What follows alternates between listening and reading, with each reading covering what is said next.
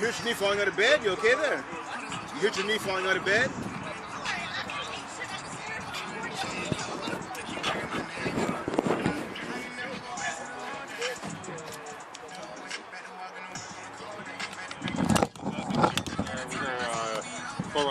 Weights for They had, oh yeah.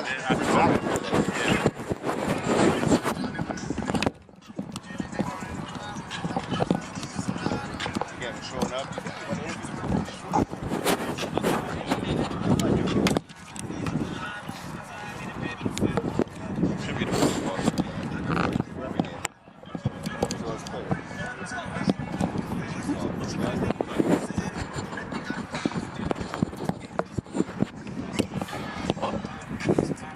Yeah, I told Leo that I do tackle. Hey Nick, what's up, man?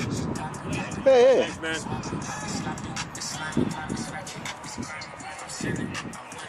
Yeah, I told Leo that I do tackle at LaSalle. He goes, oh, I'm gonna book myself to do a bunch of LaSalle games. You know his I don't know if I told you, but his last tackle. Yeah, he told me that today. He told me that this morning. Yeah.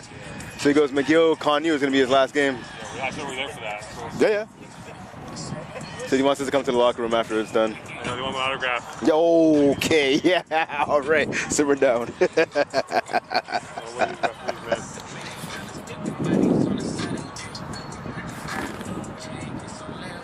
Really? Where did I put that? Oh, here it is.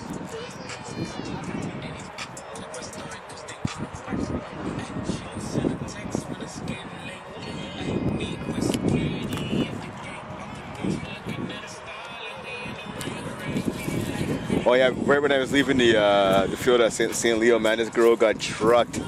It was Fit Squad against, I can't remember the other team they were playing. Big brother, he caught the ball. Sorry? Fit Squad or no, the girl from Fit Squad. A girl playing against Fit Squad, co-ed. I can't remember the team they were playing. This guy caught the ball on the flats. He turned around. It wasn't malicious or anything. He caught the ball. And he turned around and the girl had just planted herself there, but he can't see her, right? Because he was doing an out route. And he turned around and this guy was about your height. And the girl was like shorter than me, shoulder right to her nose. I think she broke her nose, man. Really? Really? Spring season where the Cavaliers played. Okay. Same thing. Yeah. And they were upset. It was that's first person last time. Okay, yeah. Well, the receiver was off. Test. The receiver was off. Test. Yeah, I can. Is there a way we can turn it up a little? Is there a volume mic over there? Test. Is there a volume thing on this? Test. There's no mic, eh? There's no volume mic? No, I wouldn't be on the camera anyways. No. No, usually not. Did you get this from McGill? We could, yeah.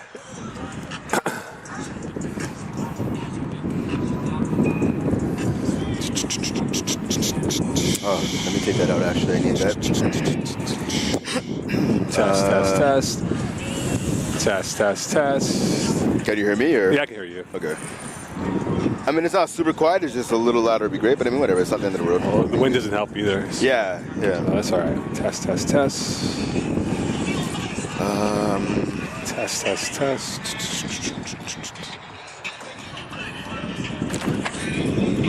Easy.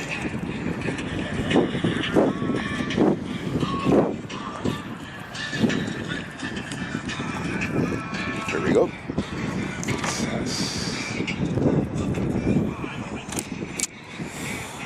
All right, 3-1 versus 2-2. The loss for the Cavs dropped them into a 3-way tie for first.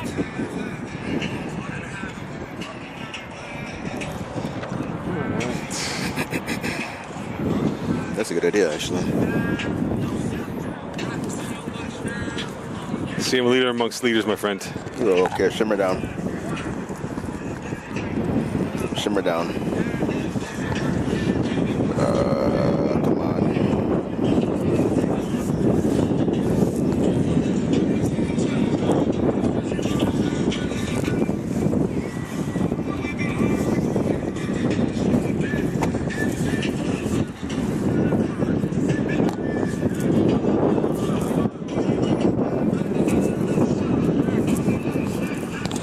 Just in case, my friend. I thought it's below your level here. I see that. Oh, wait a second. That's not good. Do you hear that? It feels like the video issue. No, it's their thing. We're talking about. I can hear like an in and out with my headphones. Maybe I'm wrong.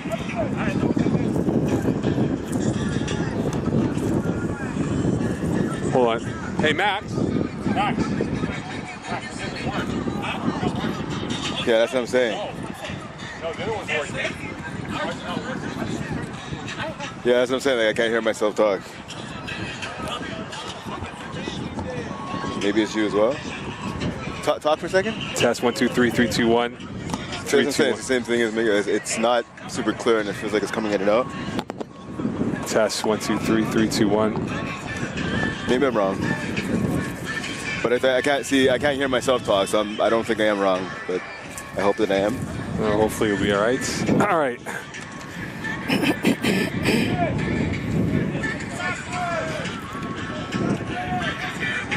All right, here we go.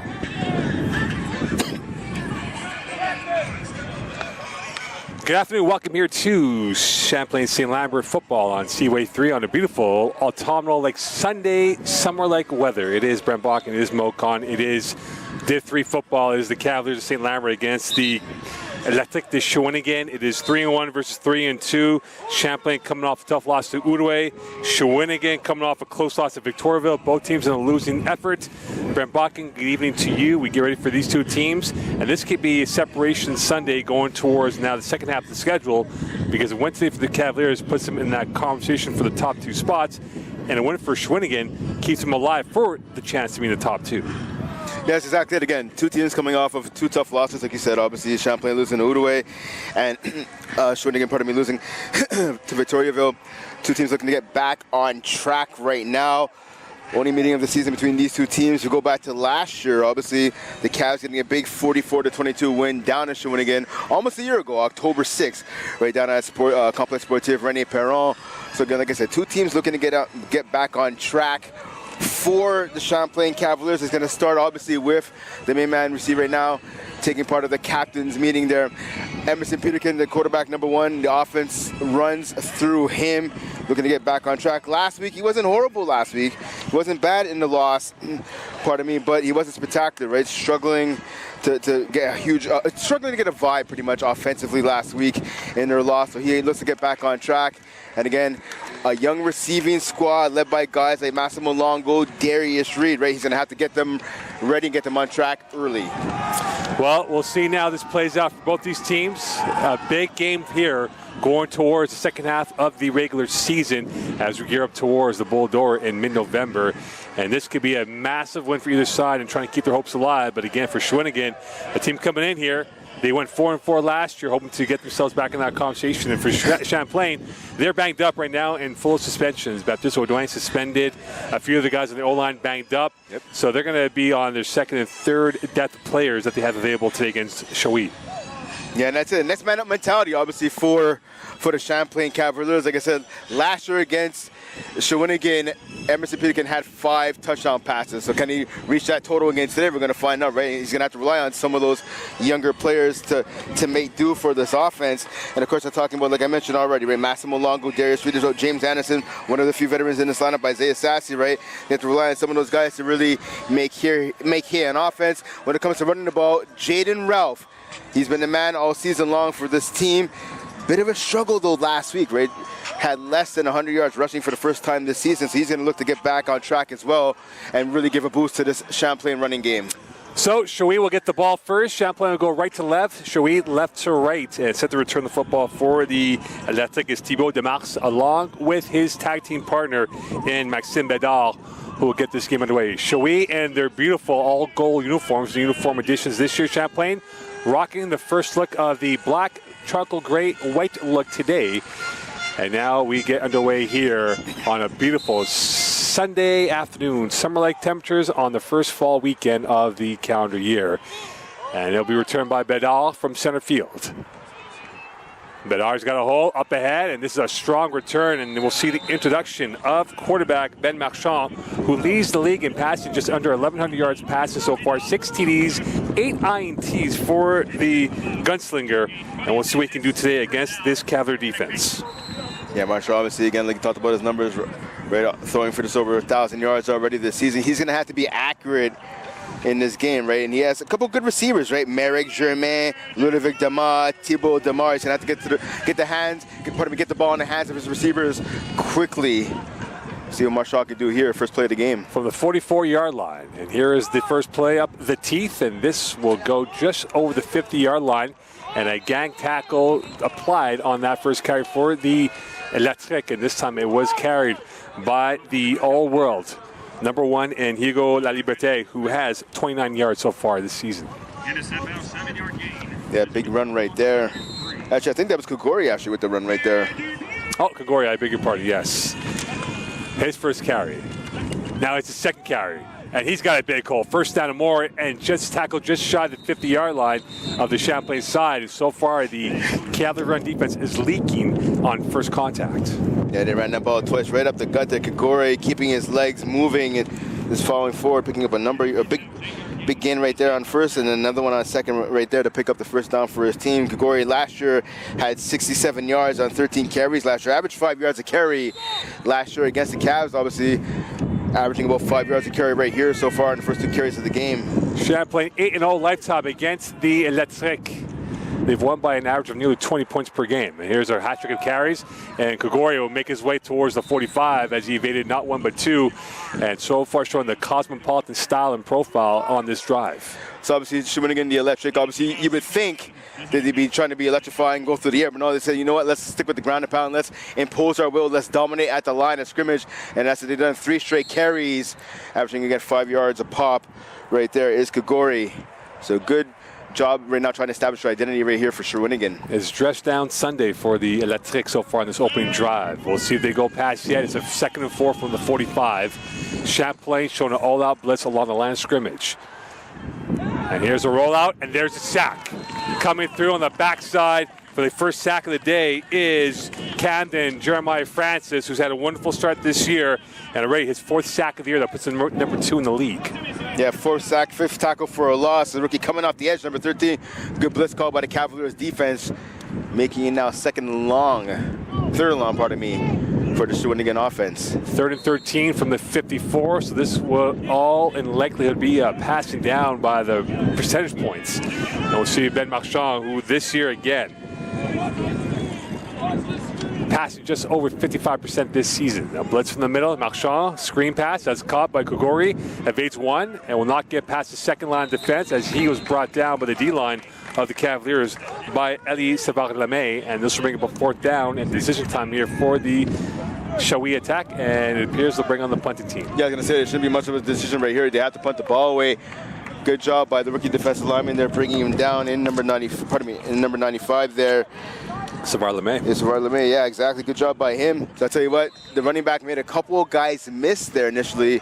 Saw the screen pass, was diagnosed quickly by the Cavs defense, but I counted about 2, maybe 3 missed tackles right there between. Actually, I think that was might have been Victor Roulette, actually, number 95, bringing down the ball carrier. But nonetheless, good stop there for the Cavaliers defense. Bend but don't break, able to force a punt. And Grimard, and there's a live cover guy, and Grimard will get this ball, long-range ball.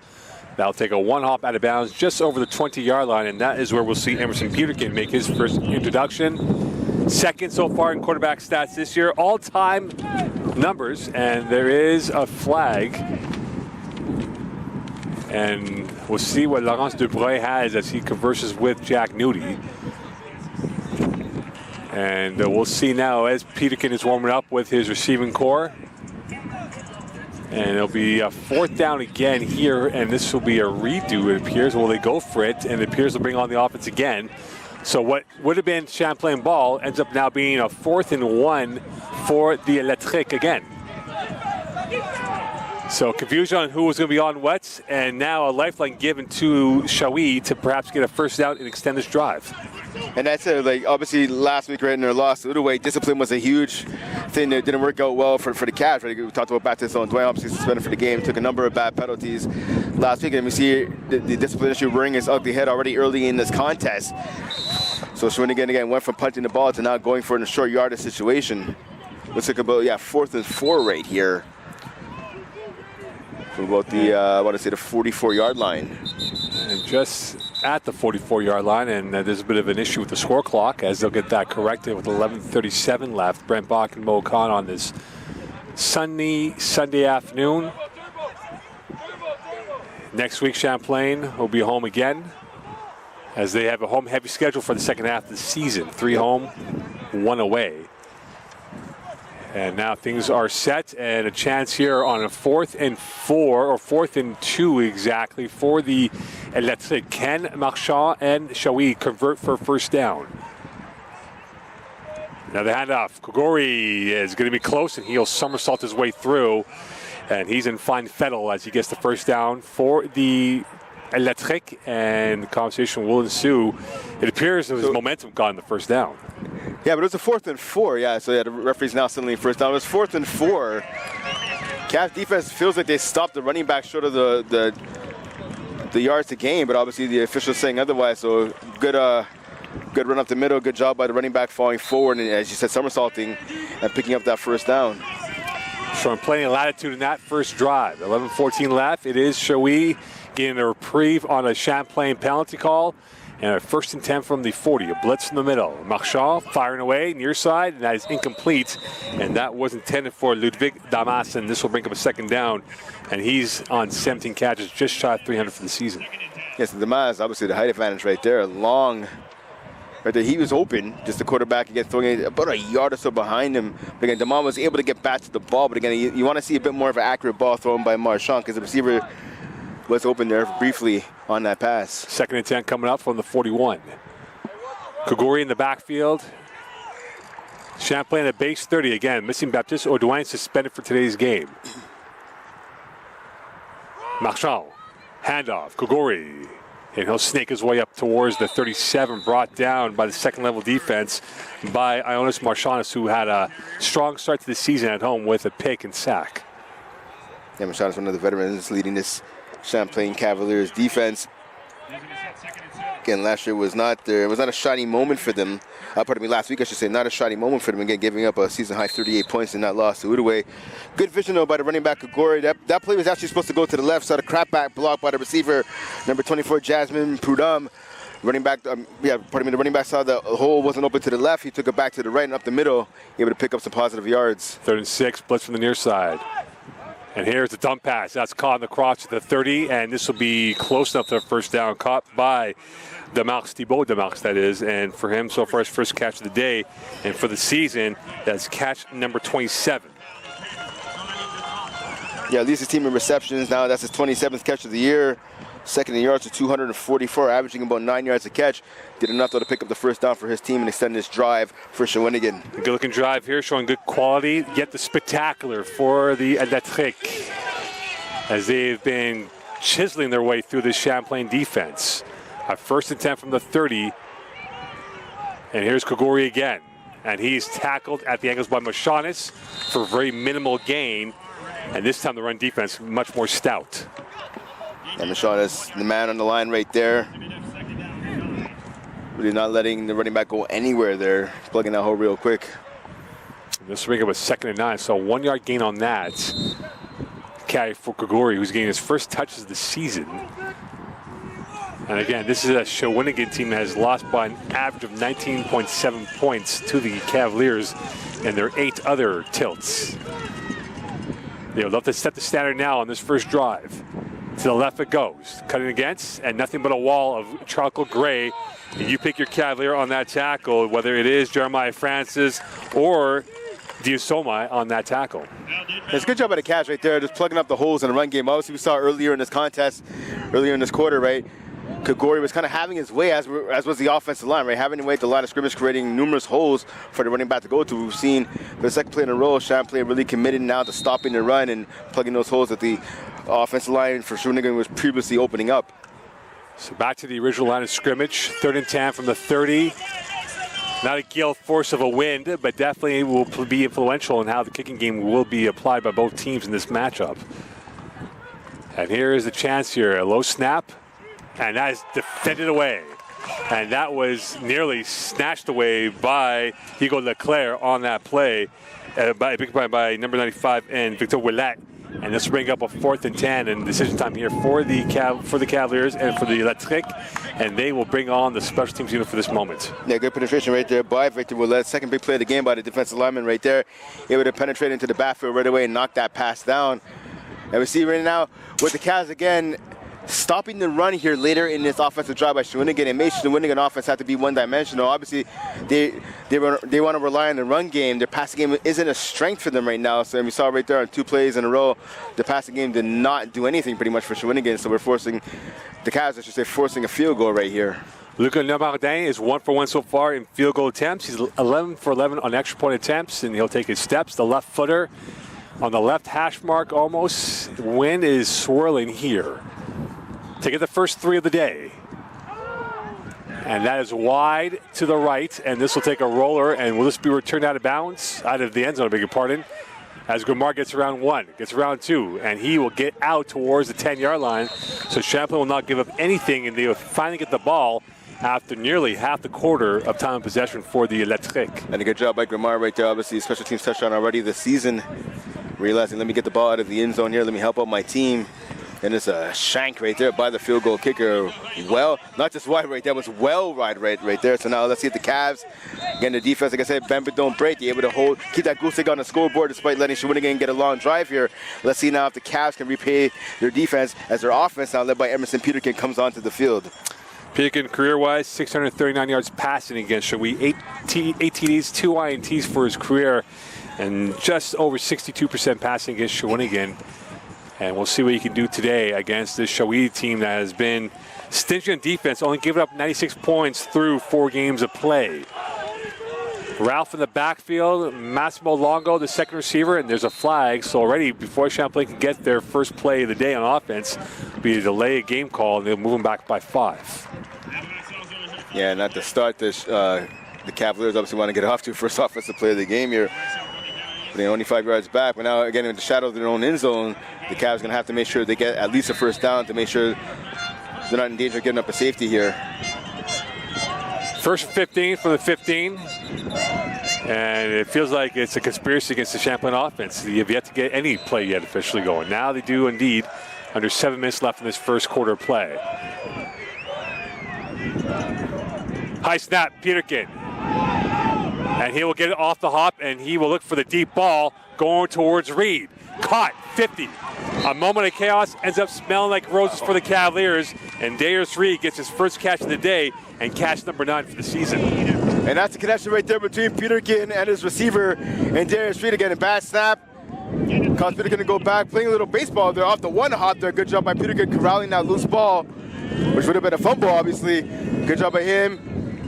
In the sea of craziness right there, able to set his feet, make an accurate throw downfield to Darius Reed. Big catch there by the rookie. Great swivel of alert attention by Peterkin. First and 10 from the 51. Here's Ralph's first carry. And Ralph will make it towards the spin move, towards the plus side, brought down by a plethora of Electric players, led by number 22 for Shawinigan in Felix Sauvageau. Yeah, Ralph had 154 yards and a tutty last year, averaged 15 yards a carry in last year's meeting.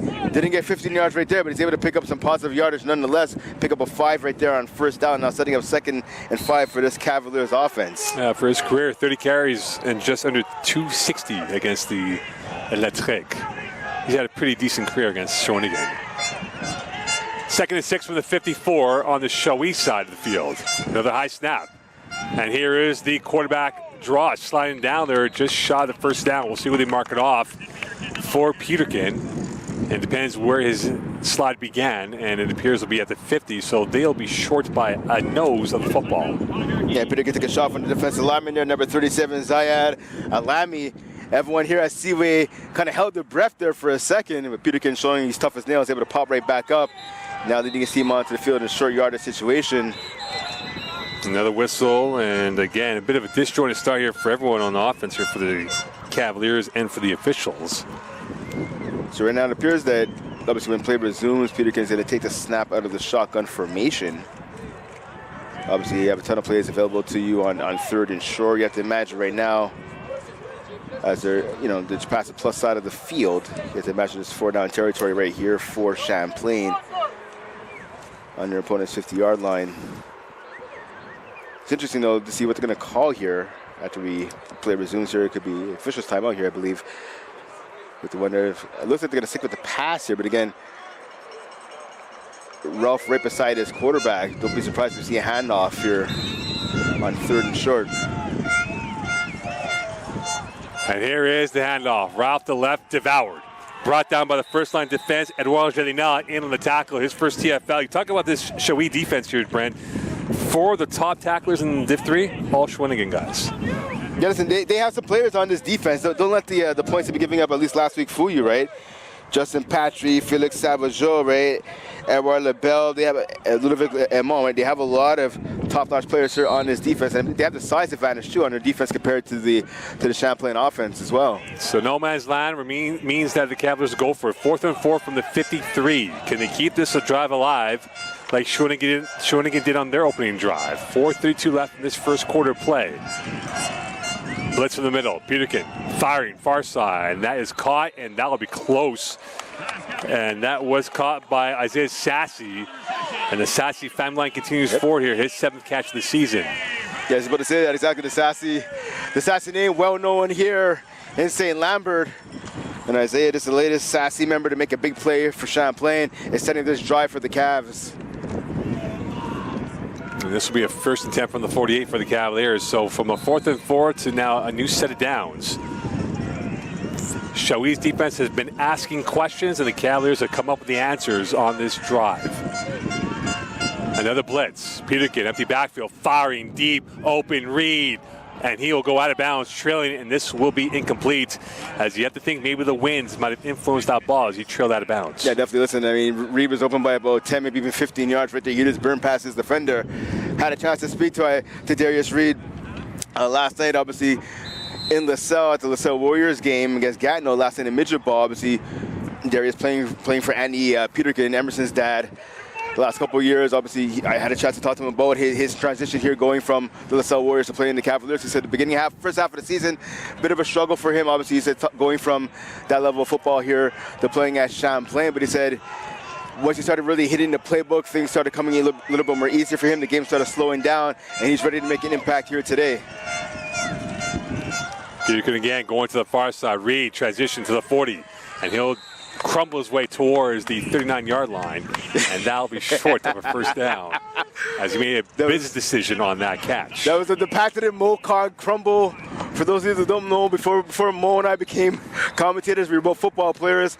Mo Con, one of his favorite moves was catching the ball on those rare occasions that he did and kind of throwing himself to the ground there, a.k.a. the Mo Con crumble. A business decision wisely done by Reed, and you talk about him, a great quality, a great spectacular that he is, and it'll be a 3rd and 1 from the 39 with 2:54 left. So 0-0 between Shawi and Champlain. And this is a Cavalier team that scored 120 points so far through 4 games, hitting 30 points a matchup. This chess match has been very, and that's caught by Reed on the hitch, and he will twist his turn, and this should be enough for a 1st down as Darius Reed has a hat trick of catches in the first quarter play. Yeah, the drive has been all Darius Reed so far. And the connection he has with his quarterback, he told me they've been friends since they were toddlers. I've been talking about Darius Reed and Emerson Peterkin, friends for a long time, obviously. And again, like I said, Darius last couple seasons coached by Emerson's dad, Andy. Legend here. A cult hero. Yeah, definitely. And right now, the name of Peterkin at quarterback as we approach 2 minutes left. Fast-moving first quarter of action. And here is the option that they've been working. And that is a live ball. Ralph get on the one hop towards 35.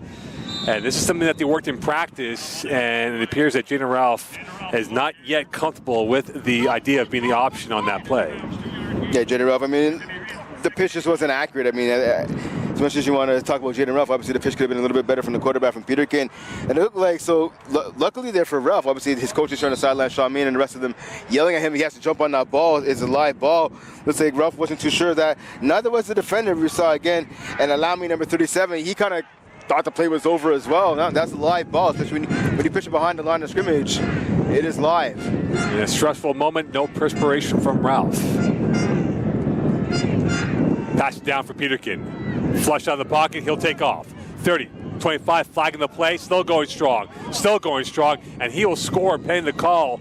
And this might be coming back here by the very low reaction from the Cavaliers bench on that play. Yeah, unfortunately, because again, that would have been a touchdown, obviously, but it's going to come back due to holding.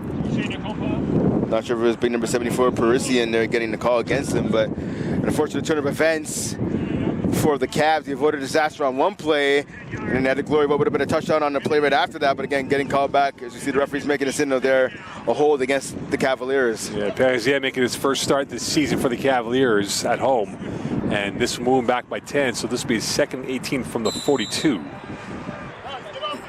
And what could have been a touchdown now ends up being a penalty of 10 yards against the Cavaliers. And we'll see now, you talk about the Shawinigan defense here, sure tacklers. Again, the top 4 tacklers all from the same team. We'll have to get that on lockdown, a vice grip on Peterkin's ability to run if he's not passing. Yeah, and what that tells you is the guys just rallied to the ball, talking about the Shawinigan defense, 4 top tacklers in Division 3 here. Going deep, near side, Reed out of bounds. And that was overcooked on that pass. This will bring about 3rd and 18. And there you have it again. I mean, and I think right now with the wind pretty much in the face of Emerson Peterkin, I think he's thinking to himself, I need to put a little bit more juice on that ball. Well, his arm is strong enough right there. Again, Reed open. Reed burning past his defender once again, but again, the quarterback just off target with the throw. Yeah, the wind's going left to right as that has impacted the Cavaliers' pass. We've not mentioned Massimo Longo's name yet on this drive. And this is still the first drive for the Cavaliers. Yep, now Luongo, number 19, coming over, playing the slot receiver right next to Darius Reed, who's playing the wide. Luongo, a fabulous rookie season start. Him and Reed, the foundation piece for this Cavalier offense for years to come. Swing pass, Ralph, open space, 40. Try to make one man miss, and he can't dance around the tackler of the Electric. This time it is Gab Langevin in on that coverage for the Shawinigan defense. And I'll tell you what, that's a huge tackle right there by Langevin, because if Ralph would have been able to make a miss, I think he would have been able to pick up a first down there. Obviously, it was 3rd and long, 3rd and 18, but I think if, again, Ralph was able to make Langevin miss, he could have picked up at least, maybe not the first time, maybe not the 18 yards, as he picked up 6 there, but at least would have been able to pick up maybe 8 or 9, perhaps even 12 right there. Would have made it an easier attempt right here. You have to imagine now the Cavs really attempt to kick a field goal here on 4th and long. Well, they're going to go for it now. Yeah, they're going for it, okay. Talk about Ralph, the leading rusher in Div 3, and Langevin, the leading tackler in Div 3, and the resistance won against the irresistible force. 4th and 12 from the 36. Perhaps this could be a play to get them 5 yards closer, and they'll go for it instead. And they'll go deep center field, open, touchdown Champlain. A big catch by Jalen Clark, his first touchdown of the day, his second touchdown of the season, and the Cavaliers are off and running. So we talked about, obviously, you mentioned it numerous times, right? The 4 leading tacklers in Division 3 all play for Shawinigan. I tell you what, they better get some guys that can cover. Tackling is great, but if you can't cover, it's not going to help you too much. We've seen Reed get open a number of times on that drive, and we saw the main man number 4 right there, Jalen Clark, right down the heart of the Shawinigan defense, running that goal route. He was wide open for the TD. Shawinigan were bystanders on that deep ball. Peterkin, the touchdown creator, and Clark, the touchdown maker. And at the death of the first quarter, the Cavaliers will have this potential 7-point lead, pinning the extra point coming up for Alessandro Mazriello. And the conversion is good, and with that, the Cavaliers will have the lead going towards quarter number 2. And they brought back the atmosphere, and it was 2 possessions and only 1 score for the Cavs and RSEQ. And what's key now for Shawinigan to get back in this game down by 7 going to quarter number 2? Again, they're going to have their offensive line dominate as they did in the opening minutes of this first quarter, right?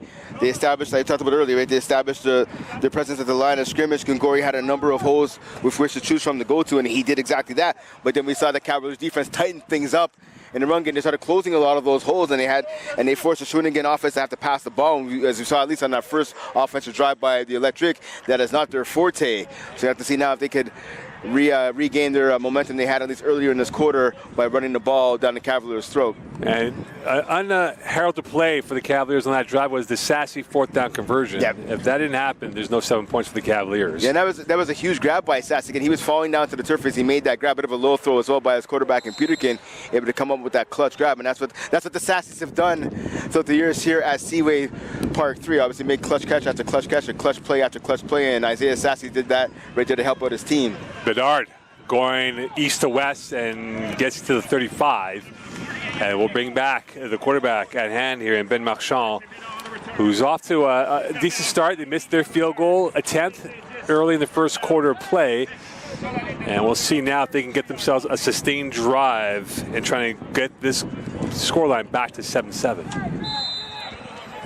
And if you're the Cavs, obviously I talked about what Shawinigan needs to do. If you're the Cavs, you need to keep on doing what you did at the tail end of that offensive series for your opponents, right? You have to, again, get pressure on the passer, which the Cavs have done throughout this contest. But again, plugging up those holes, plugging up the run game, and again, forcing your opponents to have to pass the ball is what the Cavs need to continue doing in this one. Let's see if they can do it here on their second offensive series on defense. Blitz from the middle. Kogori in the handoff. And he evades 2, and he'll power his way towards the 30, now make it 49-yard line. And a first down, so Kogori's best run of the day comes on this opening carry of this second quarter of action. And good job there by Kogori, and not just with his vision, not just with his agility and making players miss. We counted about 2 or 3 missed Cavalier tackles right there, but the physicality that he's bringing in that run right there. He trucked over a couple of guys. Again, like I said, he made a couple of guys miss, but when he had to initiate contact, he did that and then some, lowering the shoulder and driving the pile forward. He was too hot to handle for the Cavaliers defense on that carry. Another blitz, another handoff. Kogori, play action, Marchand. And that is caught in stride. First down and more, loose ball, incomplete instead. As that was in the hands for a moment for Thomas Langevin. And it was not enough for either a reception or a fumble recovery by the Cavaliers. Yeah, Langevin again, one of the bright spots, I should say, last week, getting a touchdown. He had that ball right there in his hands. He has to squeeze it. I understand he took a couple of big shots, and he did right there, causing the ball to fall out of his hands. But he has to make that grab for his quarterback. And we see that's what the run game does. The run game opens up the play action fake. We saw at least 2 or 3 defenders from the Cavs bite on that handoff. I even thought it was a handoff as well. Again, good passer from the quarterback, but the receiver needs to hang on to the ball. And for Langevin, a yard away from 100 for the season. And here's Kogori as he'll smuggle his way towards the 46-yard line, roughly 47-yard line. And assuming with third down and about 8 yards or so.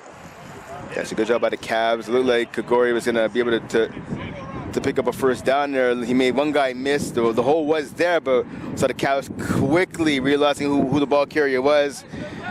Just flooding down, I should say, right to the ball carrier and keeping that gain to a minimum.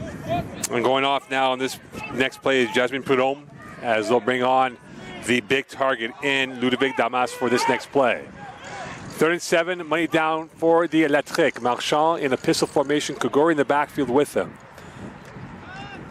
And going to the far side, and Damas is the man who catches that ball.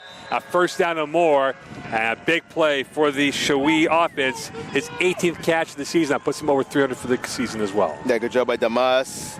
Jumping up in the air and making that catch, and that's a good job by the quarterback too, kind of putting it only where his receiver can get it right there. Damas looking like a basketball player, going up for a rebound there, coming down with it and picking up enough to make sure his team had a first down. Look at Matez Buzelis out there with his leaping ability for that play. 12-12 left in this first half of play, 7-0 lead for the Cavaliers over the RSEQ Shawinigan. Another blitz again, another hand for Kogori. And there's a big hole, and he will be close enough to the first down. And expression speaks volumes, and his expression spoke with confidence in that play. And injured Cavalier, not sure who that was, the player that made the tackle. He went down in a heap there. And touchdown and saving Grimard, tackle. who's down right now, and he's one of the better defenders on this team, and they can ill afford to lose him. And now set to come in for this next play for the Cavaliers is Alex Ramirez in place of Grimard. Yeah, that'd be a big loss for Grimard. Obviously, talked earlier about his special teams prowess. Obviously, he has a special teams touchdown already this year. But again, a great defender as well.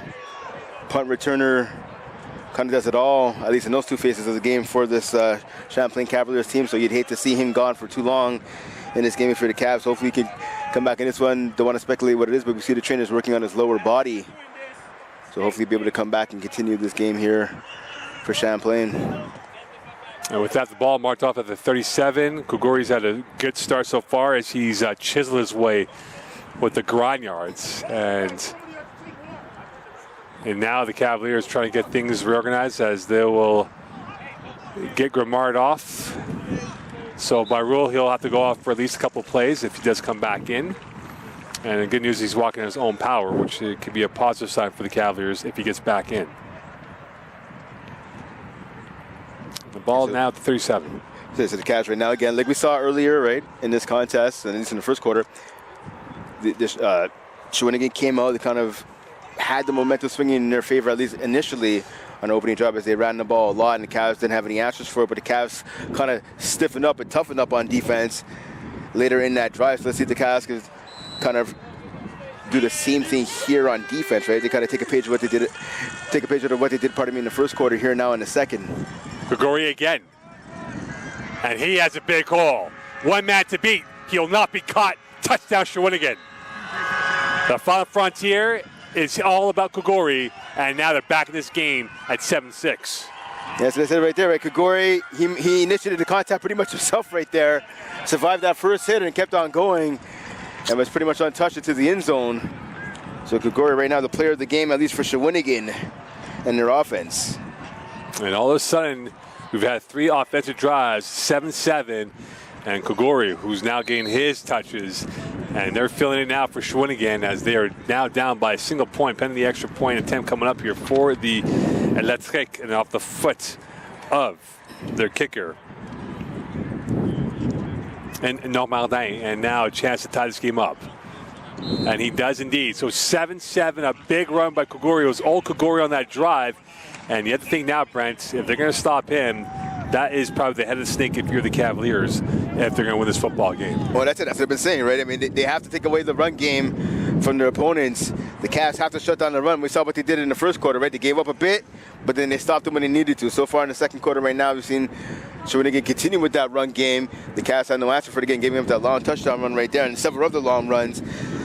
And what that equates to right now is right now Shawinigan, how they want to win this game is they want to be the more physical team. They want to dominate at the line of scrimmage and impose their will on the Cavs. Can the Cavs defense have an answer for that? We'll find out as this game continues. Well, Kugori was on his toes and the Cavs were on their heels and they were stuck in cement as he blew right by them for that touchdown run of 37 yards.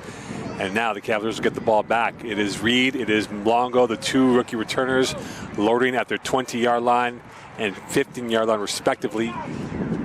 And a chance for Normandin to get this ball deep. He will be kicking into the wind. So if the Cavaliers are alert, this might be almost like a pooch kick, if not a line drive kick. And in late to the party is Ziad Alami as he'll come in, the 4th leading tackler on the Shawi defense.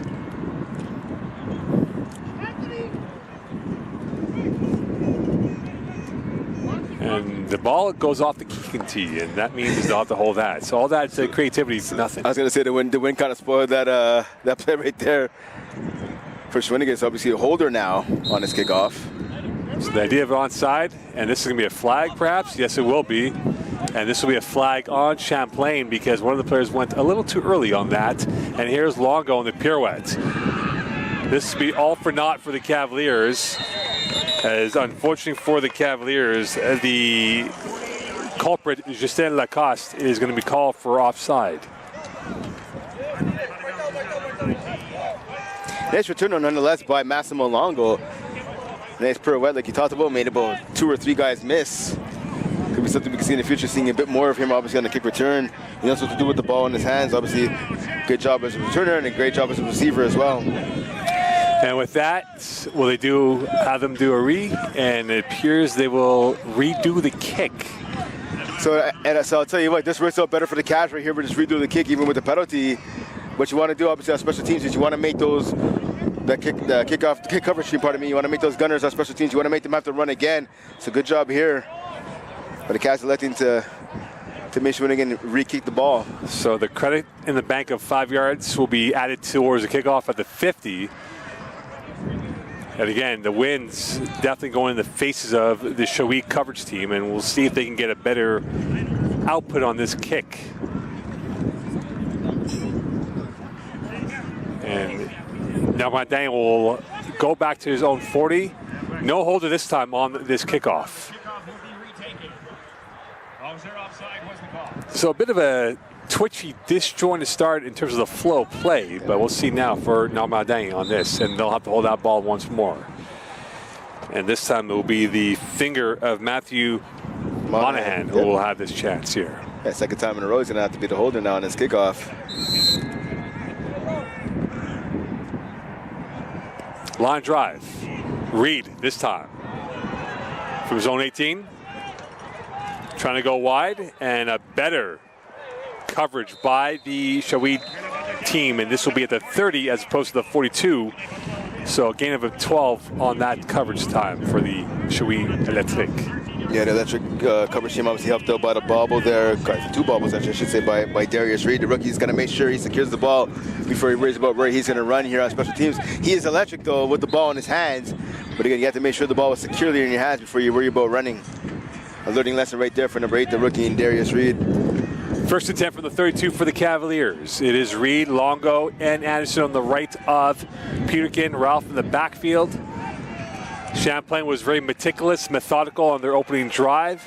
Converted on 4th down twice, and on the touchdown as well.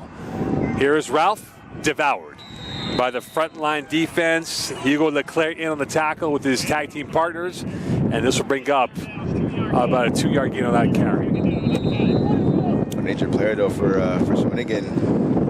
And this is not good news for the Electric. It is number 42, Edouard Labelle, who's down right now for the visitors from Shawinigan. Labelle this year, 11.5 tackles and 2 TFLs. Yeah, looks like he's having either his left calf worked on by the trainer for Shawinigan. And with that, they'll stop play. And it appears they'll have to bring on the reinforcements to bring him off the field, unfortunately for him. And you would have to think by the severity of this injury, we hope not, but this could be his race being run with about 2.5 quarters left. And unfortunately for him, it looks like his day is done, Brent, by the fact he cannot pick any weight whatsoever on his knee. Yeah, it's a fortunate injury. I mean, hopefully it's not something that's going to keep him out too long, at least in terms of the rest of this regular season, obviously, and the postseason as well. But you talked about Mo, it looks like his day is done already. And unfortunate chin of revenge for one of the top players in Edouard Labelle for this Shawinigan defense. So next man up mentality is going to have to be employed by this Electric's defense. You have to see who's going to come in and replace Labelle. Big blow to this defensive lineup. 10:42, 2nd and 8 from the 34. Last carry by Ralph for 2 yards has not exploded yet. Blitz in the middle. Peterkin looking to the far side. Evades. Still going. And he will go. And he's got space to work with to the 40. And he will veer out towards the 45. He was in a cul-de-sac and worked his LaSalle street smarts and got himself towards a first down. That's exactly. Directed traffic as he started to take off and run. Telling Ralph to make sure he picked up a blocker. Telling his receivers to make sure they try to pick up a man downfield. Gets scrambled there by the quarterback. Didn't like what he saw. He was going backwards and backwards and backwards. It's usually a recipe for disaster when you're a quarterback. But able to find a little bit of light. He took off and able to pick up at least a couple of positive yards right there for his team. Using his tricks and flicks on that. And a 1st and 10 from the 46 for Emerson Peterkin in this Champlain offense. 7-7 game, first half of play. Peterkin, quick hit. And that was wide. And you can just see the placement of where Reed was compared to the ball was a bit off the symmetry. Yeah, the timing is off on that route right there. Reed was open, but you would like to see the young receiver to be a little wider, closer to the sideline. That's where his quarterback was expecting him to be right there. It's a bit of a wasted opportunity right there on first down after the big run by Peterkin. Second and 10 from the 46, south of 6 in this first half. Long go read to the left. Shawi showing 6 in the box. Can they get to Peterkin and make him a little bit uncomfortable? Play action, going deep near side. Here is Reed, one-on-one, and incomplete. Flagging the play, and perhaps a tickle too much by the cover corner for the Shawi defense in Luca Normandin. So Normandin, usually the kicker, playing defensive back as well. And that's a matchup I've been looking at least in the first quarter. We saw, I mentioned a couple of times, Reed getting open on his route multiple times in this game, in this first half. And so he was open there. Normandin, not as much as usual. Normandin was a bit closer in coverage, but the problem for Normandin right there is he not only made contact with Reed, but he didn't turn around to play the ball, which is the main thing. And as a defender, when you're a defensive back and you're, especially when you're trailing the receiver, you're able to catch up as Normandin did, but you have to turn around and at least make it look like you're trying to play the ball, or else it's going to be called for pass interference pretty much every time. And that's what we saw right there going against Normandin, trying to cover Reed. Peterkin over the middle, and that is caught for a very minimal gain. And in on the tackle was Langevin, and the pass reception to James Anderson, his first catch of the day. Very quiet since his opening game when he had a plethora of touchdowns against the Hunseg, but his 9th catch of the season. Yeah, Anderson, the veteran of this receiving corps right here for the Cavs. So pick up, I believe, about 3, maybe 4. Yeah, pick up a 3 right there. So setting up 2nd and 7 now. So obviously a ton of options. You can stick with the pass here if you're Peterkin in this offense, or you can hand off the ball to your bell cow. And Ralph, who again struggling so far in this game, looking to get going, held to a season low 64 yards last week and lost to Uruguay. He definitely wants to get going in this one. Near side, open, Reed, 35. And he'll jazz his way towards the 25-yard line, forced out of bounds by the last line of defense for Shawinigan in Perrault. And this will be a first down for the Cavaliers. Yeah, good job by Reed, realizing the hole in the defense. He just sat down, made himself available to his quarterback, and picked up more than enough for the first down. And we look at guys like Reed, obviously guys we talked about like Longo, and as well even guys like Anderson and Sassy, right? These are the guys that are gonna have to pick up for the slack of what's departed. Guys like Emile Gregoire, obviously the only 1,000-yard receiver in D3 last year, leaving to go to the University of Ottawa, as was his running mate PJ Frederick, right? The top 2 targets for Peterkin leaving to go to the University of Ottawa. So a lot of these guys like Reed and Anderson and Sassy and Longo are gonna have to pick up the slack here for this team. Ralph, handoff to the right side, his first best run of the day, and he'll get to the 15. A real irritation has Jaden Ralph been so far this year. The leading rusher now knocking the door for more points for the Cavaliers. Yeah, see a defender, I believe that's Alami, slow to get up there, number 37. Takes a while to gather himself up off the turf. He met Ralph there right there in the hole, and Ralph kept on going, picking up enough yards for the first down. And right now, Jaden Ralph trying to get back in fashion of the fact that he has been held in check so far in terms of the big runs. Hitting about 7 yards per carry this season. Yeah, the Shawinigan team, they remember what he did last year. Like I said, 154 yards last year. They remember that, so they want to try to shut him down in this one. Peterkin, he'll take off. And away he goes to the 10. Evades, still going, and he's brought down at the 5-yard line. And he was brought down by Alami along with Monahan. And this will be in the close enough to a first down, but it will be 2nd and 1, so they'll have a chance to get a first down to prolong the drive. Yeah, it's going to be 2nd and 2 actually. 2nd and 2, so now the Cavs, you see some of the bigger bodies coming in now for this Shawinigan defense, anticipating that the Cavs are going to put the ball on the ground here to try and pick up this first down. Don't be surprised though to see a play action fake right here on an injured player for Shawinigan down on the field. I think it might be Lamy again. Yeah, you're right. Yeah, it is a Lamy. He was a little banged up after the previous play. Did a good job there corralling Peterkin from behind, preventing the quarterback from picking up the first down on his scamper. And then we talked about obviously Ralph on the play after that, meeting him in the hole. So physical game, right? It is football, a physical game, and Alami's feeling the effects of this one right here. Hopefully he'll be able to continue though in this game, but obviously down on the knee. He's gonna have to come out for the next couple of plays right here.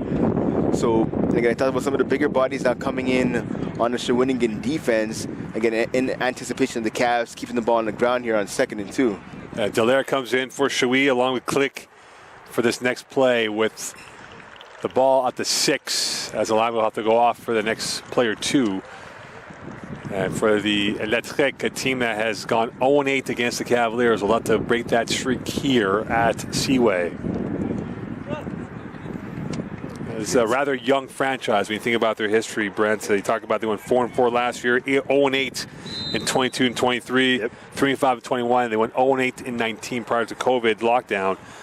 And looking to take the next step here at 4-4 last year. They're 2-2 now. They're on pace to be 4-4 again, but they'd love to be a 5-win team for the first time in their school history. Well, that's exactly it. I mean, listen, they qualified for the playoffs last year. Did Shawinigan losing to La Pocatière in the quarterfinals, 29-26 last year. So step in the right direction. You talked about going 0-8 2 years prior. Step in the right direction. Let's see where they go this year. Go to the corner. And incomplete. Clark was the intended target, flagging the play as they got a little bit handsy in that play. Langevin was the culprit, and they'll move this half the distance to the goal line. Yeah, Langevin, he just made that call easy for the officials. Langevin never even tried to turn around to look for the ball right there. That's going to be pass interference all day long, no matter who you are in coverage. You have to turn around and make a play on the ball. Number one, and number two, you can't get so handsy. You talked about Mo with the receiver. So Langevin, a guilty party, now giving a first and goal here from the 1 yard line. It should be, since the foul took place in the end zone, first and goal from the 1 now. The Cavs going to be getting this ball here. Now Clayton Hacken-Anthony coming in, the rookie from LaSalle, to add a little bit more girth to the O-line at the 1 yard line. And I was saying, even again, 2nd and 2, at least prior to that penalty, don't be surprised with the play action fake. They even tried for the play action fake. They stuck strictly with the pass to the Cavs offense, but out the ball on the 1 yard line. You have to imagine they give it to the Bell, Cal, and Ralph here, especially with some extra bodies down low on the line of scrimmage for the Cavs offense. Inbounds all on to the left for the Cavaliers. Here is Ralph to the left, and Ralph is going to get in for 6. It took a while in the spin cycle, but he came up smelling clean, and they're up by a score of 13-7. Yes, we saw some penetration, some quick penetration in the backfield by the Shawinigan defense. I believe that was number 10. It looks like Edouard Gelly, not a linebacker. It looks like he got in there. He was joined by one of the big defensive linemen. I think that was 88, Emmerich Beauclair. But a good job by Ralph, again, keeping the feet moving, able to turn his body. And as he got pretty much swung over the goal line. It's a good, tough yardage there by Ralph to get into the touchdown to give his team to retake the lead. Champlain back on top. 13-7, pending the extra point. Coming up here with 5:46 left in this first half. They scored on their first 2 drives, and they're up by 7. And now it is Shawi chasing this game, and running down by 7. They were running the ball well with Kuguri, and yet think now, can they continue that plan A, Brent, to get that ground game being their winning game? As the saying goes, if it ain't broke, don't fix it, right? Kuguri, they have to get the ball to him. I mean, why would you not? Besides the opening drive where the Cavaliers kind of stopped him towards the end of that opening drive, he has been unstoppable. Besides that, especially here in this second quarter, he has run roughshod over the Cavaliers defense. So if you're, pardon me, if you're Shawinigan, just give the ball back to your Bell Cal, your own version obviously of Ralph, and see what he can do. Champlain will kick this ball off once again. It will be off the foot of Mazriello, Alessandro Mazriello, the East End St. Leo kid. And set to return it for the RSEQ is Maxime Bédard, along with Thibaut Demars, who's both lined up at the 15. So no Ashton Enfield for these kicks today. And for the Cavaliers, they love to hold serve up by 7 late in this first half. Alessandro. And they're going for the onside. This is going to be well short. Did not go 10 yards. The idea was there, but the execution was not. And this will be Shawi ball. I tell you what, last night I was in LaSalle watching LaSalle Warriors against Gatineau, and I saw about 6 onside kicks done by LaSalle Warriors. They got about 4 of them last night. Obviously, Champlain and with Peter Keen and Reed trying to take a page out of the LaSalle Warriors book. Again, it didn't work. Like you said, the idea was great. The execution was lacking. The ball was caught onside by the Cavs, but again, the ball has to go 10 yards. It looks like it only went about 8 right there. So now this gives great field position to the Shawinigan offense. They take over the ball, and the Cavaliers ended the field right here. Let's see if they can capitalize on it with about 5.5 minutes or so remaining here in this opening half. From the 53, Kagori in the backfield. He's been plan A, B, C, D, and E so far for Shawi's offense today. Down by 7. Clock is rolling. And here is Kogori, and this might be a broken play. It is a broken play. Looking for the dump, and that is caught by Kogori.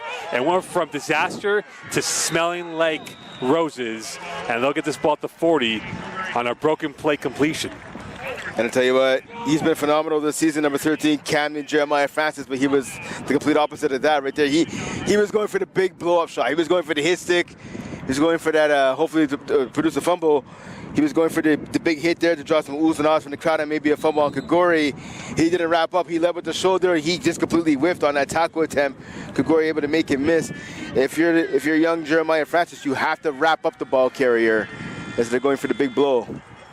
Kagori, and he got tackled by the Turf Monster at the 45. And this will be a tackle given to Savard LeMay, and this will be his first TFL of the day. Yeah, the Turf Monster, like I said, helping out the Cavs right there. Kagori, one of the only misfire, I believe, of the afternoon so far for him. So worked out to the Cavs, getting a loss of 3 on that play. So the Turf Monster helping out the Cavs for a TFL right there. That's been the only resistance so far from the Cavaliers defense has been the Turf Monster with Kagori being involved. Second and 13 for the 44. 4 Packer receivers to the right of the formation. What does Marchand have? Quick hitter. And this is caught by Damas again, and he will get still going strong and still going there, but did not get back to the original line of scrimmage. He was dead to rights for maybe another yard or 2 lost, but got himself towards a yard gain. And again, so knowing head coach Sean Main as we do, I think tackling is going to be on the agenda this week at practice for the Cavaliers. That play, as you talked about, most should have been stopped for about a loss of 2, maybe 3 right there. The receiver and Damas able to make a couple, not just 1, but 2 guys miss, and able to pick up at least some parts of the yards for his team. Third and long from the 42. You would have to imagine this might be 4 down territory for Shawi, down by 7 late in this first half.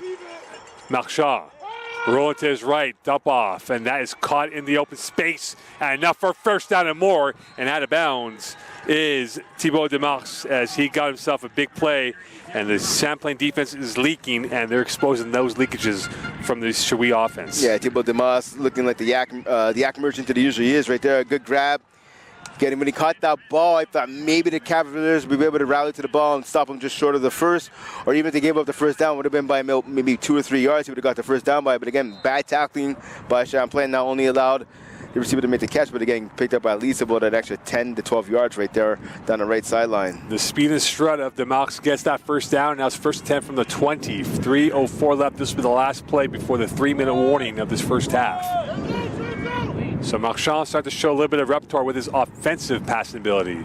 And here is Kogori, who is the running ability. And this time he would grind his way towards a 3, if not 4-yard gain.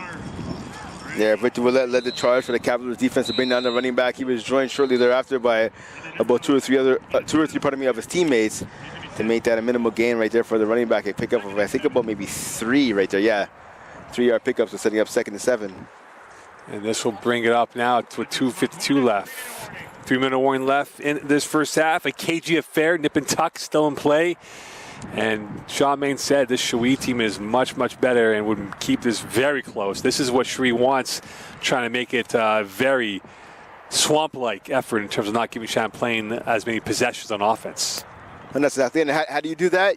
You control the line of scrimmage. You dominate time of possession, right? And how do you dominate time of possession? You pick up first downs and you do ground and pound, right? You run the ball, you move the chains. That's how you dominate time of possession, right? And keeping that time of possession in your favor is how you limit your opposing offense from getting the ball. And Shawi knocking the door. They're in the red zone for the third time today, I beg your pardon. There are 1 of 2 so far in red zone scores. And what do the Cavaliers have in their bag of tricks? Can they keep the resistance up, or will Champlain get penetrated by the Shawi offense? Kagori has been the offense so far. And here is a blitz, and here is a toss play to the right, and Kagori will get maybe 2 or 3 yards again. All he needed was 1 block, and he might be going to the house. That's a good tackle right there. I believe that was, looks like it was Giuseppe Plugiano, I believe, making a tackle right there. Looks like that was number 25. Good diving effort by the defender to make the tackle right there to make sure the running back couldn't get at least a first down, and if not, a touchdown. And this will be at the 14-yard line, 3rd and 4. So this, again, I imagine it'd be 2 down territory for the Electric. Shawinigan has gone punch for punch with the Cavaliers in this first half. Here's Marchand. Middle, and that is caught, and that will be incomplete. And this will be a first down instead. So this is caught by Cossette, the running back. And this will be enough for a first down. His knee was down, so they are going to rule him down at the 10-yard line. Yeah, usually when the receiver catches the ball with the knee down, and the officials will blow it dead right away. Obviously, usually to the safety. So a good catch there by the running back in Cossette, again, extending this drive for his team. And now it is Shawinigan start to knock on the door. The Cavaliers defense have not had any answers for the questions being thrown at them by the Shawinigan offense. First and goal from the 9 for the RSEQ. Over the middle, and that is in for 6. Touchdown. DeMars in for the catch, and a 14-13 lead for the Cavaliers late first half. Yeah, good job by DeMars there, creating some separation, able to come up with a big grab for his team. And pending the extra point again, looking to tie this game up by 14 apiece. Getting a good drive right there by Shawinigan, missing not just run dominant, but you're missing some passing as well. Nothing huge, a little bit of a dink and dunk variety, but that last dink ended up in a touchdown for the Shawinigan offense. And for the Shawinigan offense, they redeemed themselves. They've given up points in the first 2 drives, but they've scored on 2 of their 3 drives. And now a chance to tie this game up. Narmadin, and that's the whistle. There's a flag, and it'll be on Champlain, who are offside. And if you're maybe in a gambling mood for Shawinigan, maybe go for 2 points with this ball moved out by a couple of yards. Yeah, right now when your offense is rolling, I would actually go for the 2-point attempt like you're talking about here, Mo. Looks like the coaches are disagreeing with us, and then stick with the 1-point convert here. We'll stick to the eye test of the extra point attempt instead of the 2-point convert. And it is good, and that is a 14-14 game, so we're back to square one for both these teams. Shawinigan giving their best punch against the Cavaliers defense, and they have them wobbly at the knees, and now the Cavalier offense will come back on after this kick return coming up. Yeah, so the Cavs right now, 142 remaining, probably 143, I should say, remaining here in the first half. Can they answer now? The pendulum of momentum now swinging in the favor of the visitors. Can the Cavs now 143? That's still enough time. I believe the Cavs have at least one timeout in their pocket too, so they have enough time here to march the field. Let's see what Emerson Peterkin and his offense could do here. Less than 2 minutes remaining in the first half. Well, the middle 8, the last 4 minutes of the first half, the first 4 minutes of the second half, the Cavaliers will have the ball now and get the ball to start off the second half. So if they come up with points now, plus possession the second half here, Brendan, it sets up well for them. But again, they'll have, as you said before, 140 and change to get either 3 or 7. And you see now the Cavaliers are bracing for perhaps the onside kick return from the RSEQ. Yeah. Shawinigan, let's see if they give the Cavs a taste of their own medicine. That worked out well for Shawinigan last time. Let's see what they do here. And they go to Pooch. Longo from his own 15. Still going. And he got bounced by his own teammates. And in fact, that was his friendly fire on the tackle coming from Jeremiah Francis. And this will bring on the Cavaliers with 96 seconds left in this first half. Yeah, sometimes, unfortunately, on special teams, that's going to happen. There's so many bodies flying around you. The bullets are live, right? So, I mean, sometimes it's going to happen. You try to make a block on somebody, end up taking out your own man. And that was the case there for the Cavs. So with that, it'll be 1st and 10 for the Cavs. And we'll see how they can operate the 2-minute offense and try to get themselves maybe 3, if not 7. Yeah, 96 seconds remaining here in the half. Let's see what they can do here.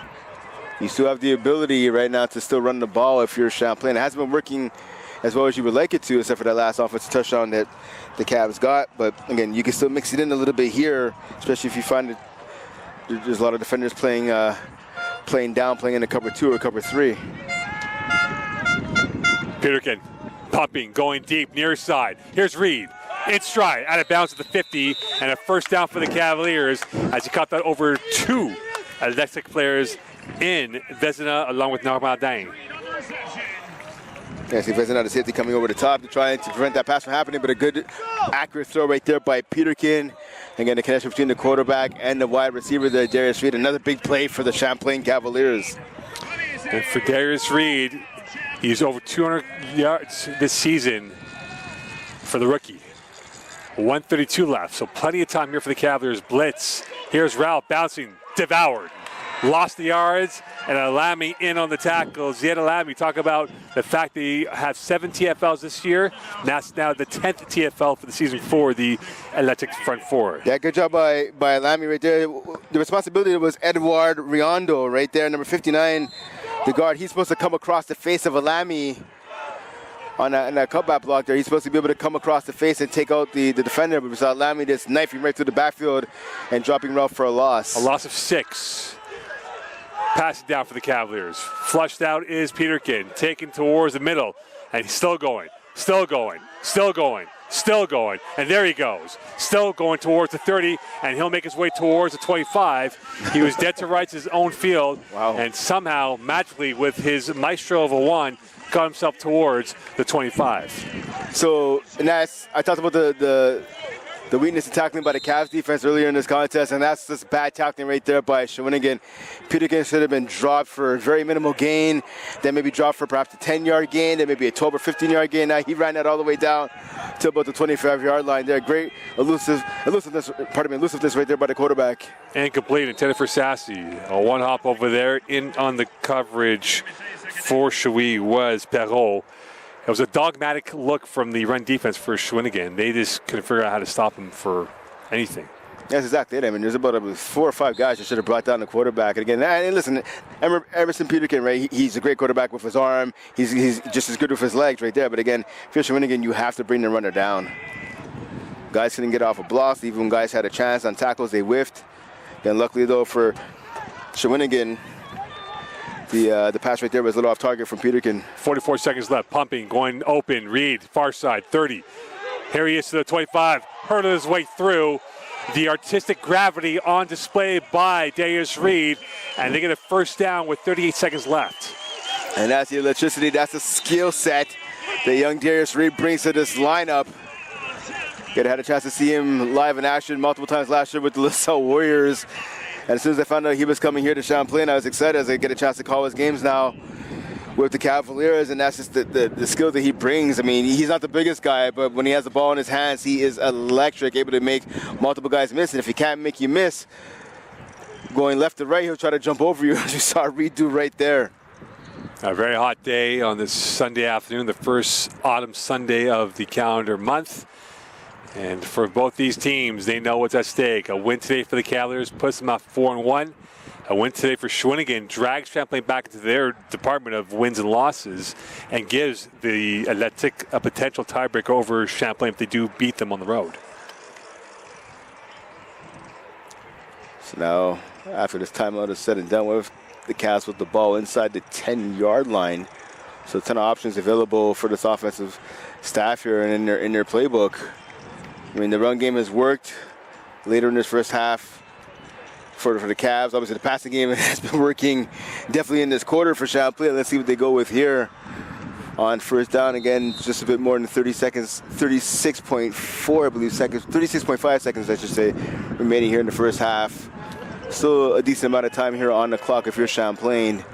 You have to imagine with the way Peterkin's going, they might stick with the passing game right here on first down. From the 9, Peterkin is going to go pass, and he is going to get around 1 and still on his feet, and he'll dive towards the 20-yard line. And you talk about the good and the great, but that was the ugly part of the bad part of this. That was the operation. ugly. Listen, I give him all the props in the world, Peterkin, for avoiding what should have been a sack there initially on that play, but he has to learn, let me just throw the ball away. Let me live to fight another down here.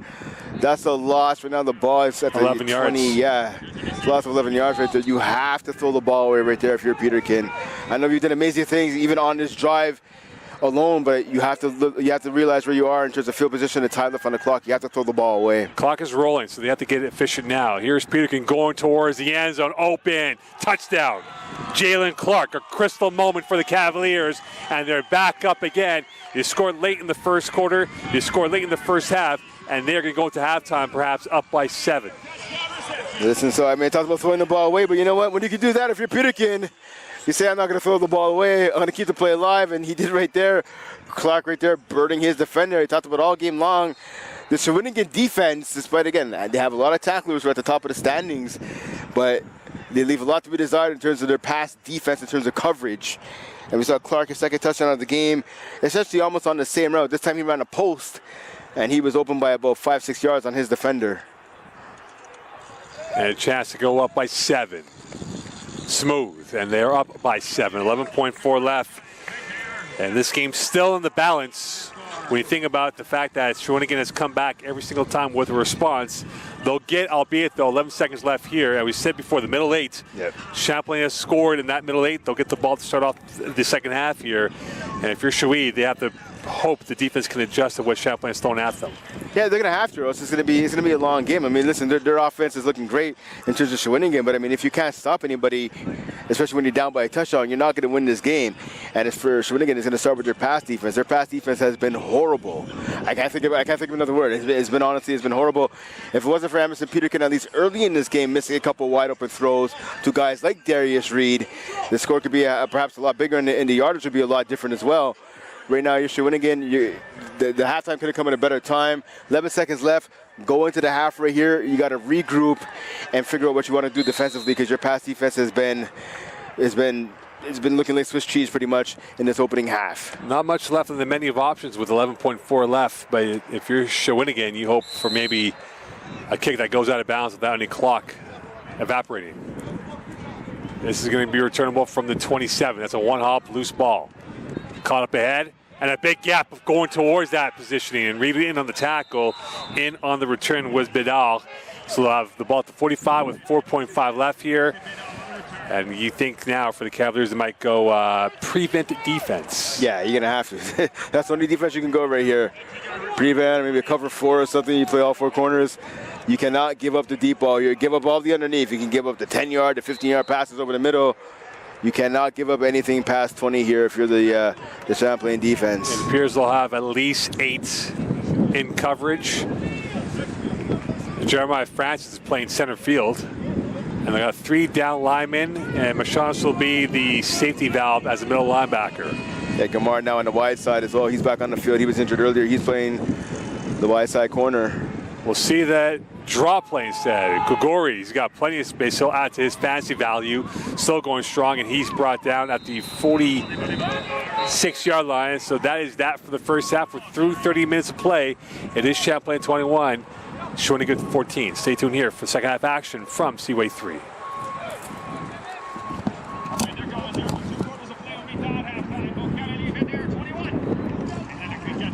Oh no, you gotta take off the camera. That's the reason, because she's so she's pulled out the camera. Thank you.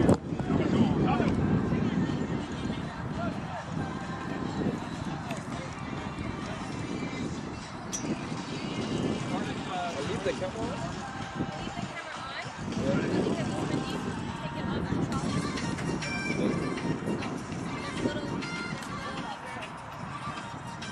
It's been a long. You want to do me a favor, man?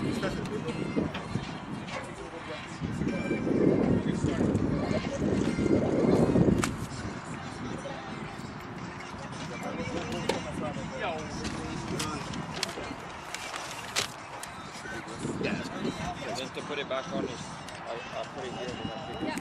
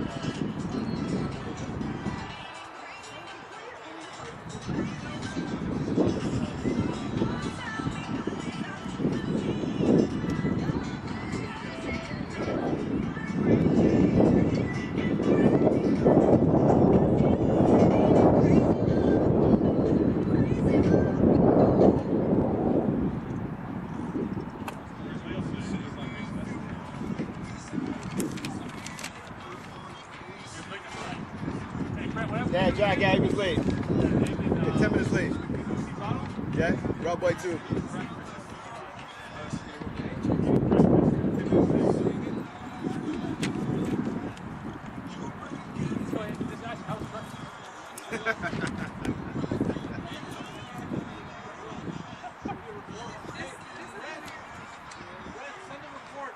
Sorry? I would have got there like at 9:10. I will. Done.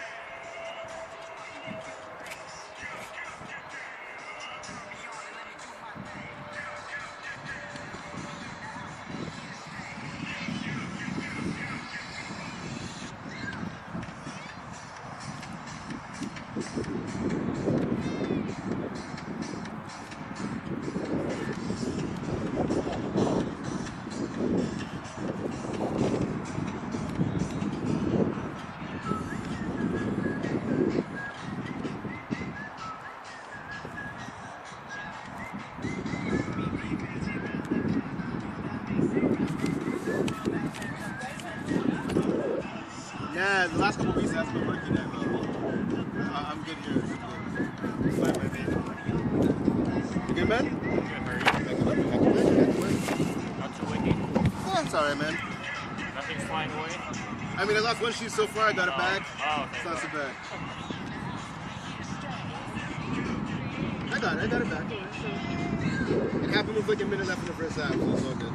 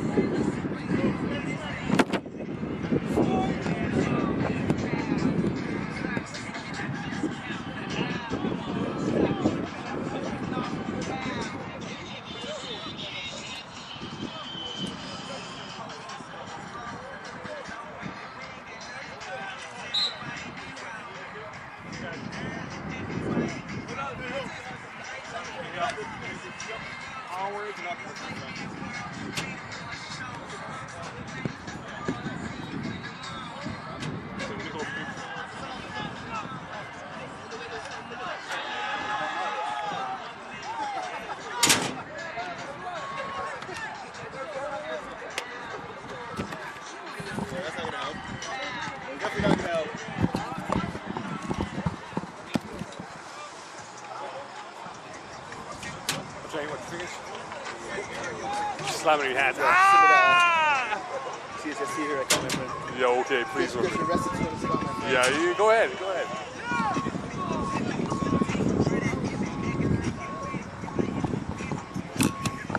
Test.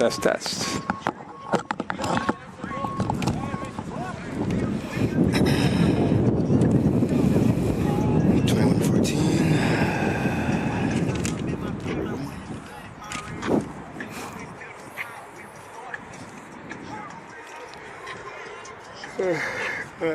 It's weird.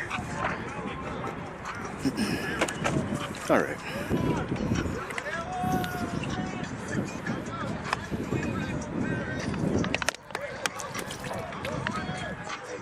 All right, welcome back here to Champlain, Seaway 3, the site. It is 21-14 for the Cavs over the RSEQ of Shawinigan. Brent Bach and Mo Khan here. All right, Brent, it is a game that's still in the balance with the Cavaliers up by 7, but every time Champlain has come up with the answer, the RSEQ come up with an ace as they're only down by this current scoreline of 7. But that's exactly it. And with Shawinigan, I mean, a couple of things that are going well for them, right? First off, you look at the game last week against Victoriaville, right? They gave up 309 yards rushing. They had 2 runners go over 100 yards last week. And there's another one that had about 80, Marc-Antoine Doyon for Victoriaville. That's not the case this week, right? Jaden Ralph, I mean, he's had a touchdown, but for the most part, I want to say he's been held in check. Last year, he had 154 yards against Shawinigan, 167 yards total, and a touchdown against Shawinigan last year. Again, this year, again, he does have a touchdown in this game, but he's been held in check mostly. And we talked about the running game, right? To, Mark, Ali, Rene, Kogori. It's about 5 names in there, but he has had an impact. Last year, only 64 yards. This year, he has a touchdown. He has over 100 yards on the ground. He has been the driving force of this offense, right? And again, so we talked about an improvement on offense and improvement on defense for Shawinigan. So again, they're only down by a touchdown. This game is definitely up for grabs. Let's see if Shawinigan can come and grab it here in the second half. We'll see what Shawinigan has now going into the second half. Can they be the creators and scorers? Onside kick, and this is going to go live out of bounds. And for the street smarts that was presented by the return team for Champlain in Calvin Drabble, it was almost a heart and mouth because the ball went over his head, and he was playing it cool as it went past him. I was just going to say that because we saw number 24, Jasmine Prudhomme, the running back, special team of the gunner. They're on special teams. If the ball would have bounced towards him, he not only would have had the onside recovery, he probably would have had a touchdown as well. But yeah, Calvin Drabble looking cool as a cucumber, cooler than the other side of the pillow there. He's like, the ball went over my head. I'm sure he's going to take that bounce out of bounds. Fortunately for him and the Cavs, it did. So now the Cavs have the ball at the 50-yard line, looking to extend their lead. As I said before, the middle 8, Champlain scored in the first 4. Can they score in the next 4 minutes here? Quick hitter, Reed, looking, plus territory. And he's out of bounds. Coming into the game, he was 12th in league receiving. I would imagine now, Brent, he's in top 10 receiving numbers after this game today. Yeah, again, that's what he brings to the lineup. Again, the hands, the skills, the agility, the speed, right?